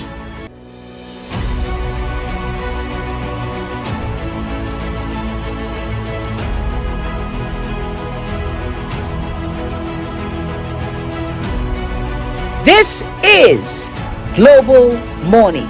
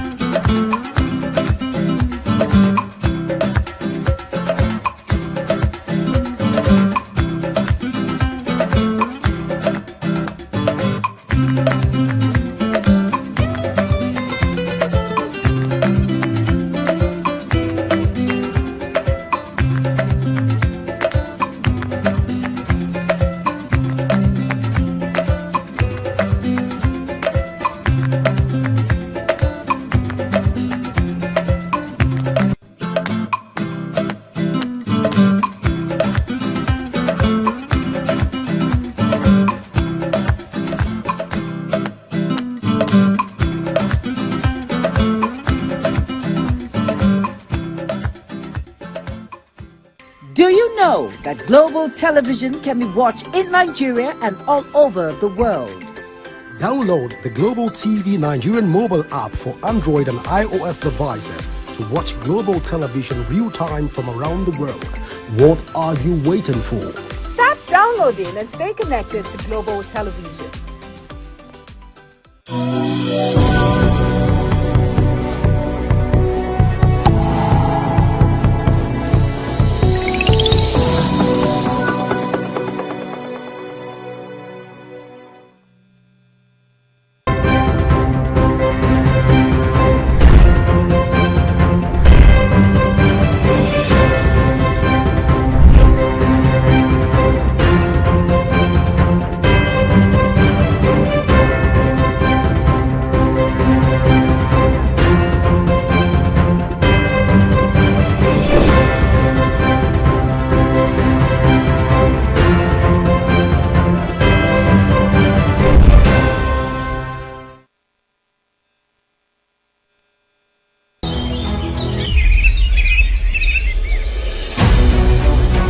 Global Morning is your top morning show here on Global Television. We bring you fresh news updates daily while delving into a variety of current affairs and topics. A Global Morning aims to deliver newspaper reviews and latest news with experts on key global issues.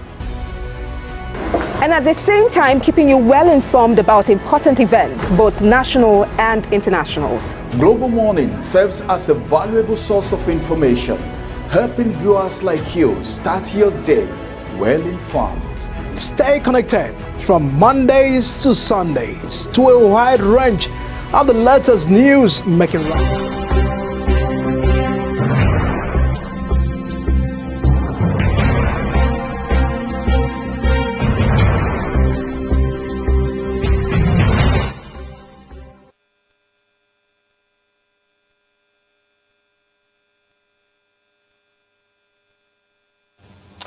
All right, so much has been said today, but what more can we say? So much more to talk about. Yes, it's interesting when we talk about politics and politicians the entire day across all of our programs. But one of the concerns that are being raised now is the question of at what time are we going to have more of young people participating in governance. Of course, you can't talk about that without also having conversations around politics. I mean, the entire process that produces or that throws up people. And then in between that, the gender factor has never really left the front burner. Women in governance, women in leadership, what more should we be doing to ensure that we have more women coming into the space to provide leadership as well? Because sometimes we make it look like women are disadvantaged when it comes to leadership. But is that really the case? No, that's not really the case. I don't think that women are disadvantaged. You can take, for instance, women who have been doing excelling in the political space and in that leadership position.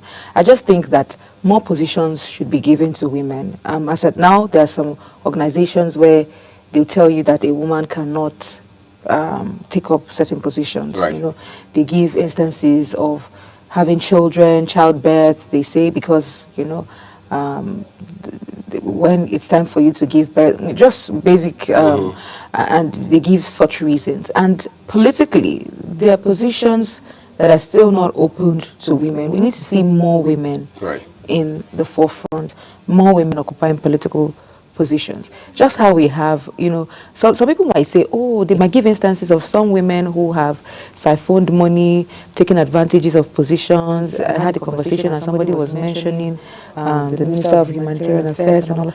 But just how we have men as well. In fact, we have more cases of men who have, been linked with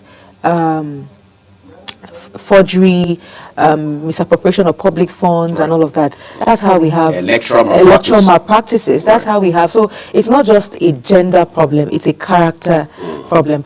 But if we look beyond the fact that, a particular woman here and here and here did this and that, we'll also look and see that women have done beautifully well across sectors and across positions of leadership. So I think that we should create more room for women to look at it. How many female governors do we have? How many women do we have coming out to campaign for the position of governors in various states? I said, now we don't have any female governor. So we should move past that stereotype where we think that a woman cannot handle certain positions. We should create an atmosphere where women can compete and compete favorably, and also take up positions, appointments, and all of that. We're done having women just being assistant deputies. Let women take up governorship positions and even presidential elections as well. I'll tell you what really kicks a lot of excitement into me when I think about women and leadership is the fact that, we have to be fair to ourselves and give women the credit for the fact that never a time have we seen women build capacity so amazingly well, right? Women provide leadership. Look at what women are doing in the corporate space, for example. Look at what women are doing in tech, of course, talk about finance and all of that.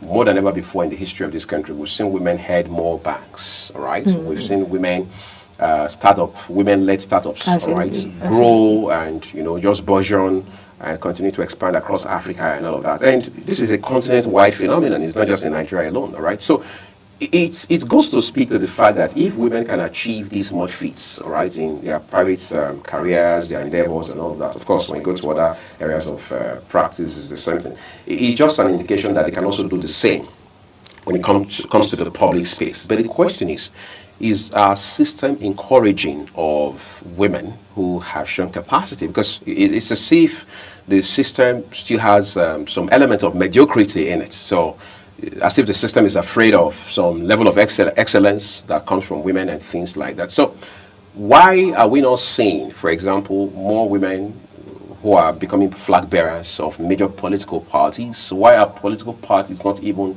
driving that narrative themselves? Say, look, we've been here since 1999. We've seen most men who have done excellently well, but they also have women that we can project using our platforms. But again, it was Mother's Day on Sunday, so happy Mother's Day. Happy what? Mother's Day. And there'll be conversations around how many Mother's Day do we have? Well, I hear 4. I was going to say this last one was the international one. That is the Nigerian one. Yeah, I think that's because of the pivotal role that women play. The world celebrating every other day. Well, this is where we draw the curtains on business on Global Morning today. It's been an interesting conversation from our newspaper reviews to topical discussions around politics and all that you have. Don't forget to follow us across all social media platforms using @Global TV NG and other handles now showing on your screen. And you can also download the Global TV Nigeria mobile app for Android and iOS devices to keep track of our broadcast where we monitor these developments for you. I'm Queen Agaba and my co-host. It's been a pleasure being here with you. Have an amazing day ahead.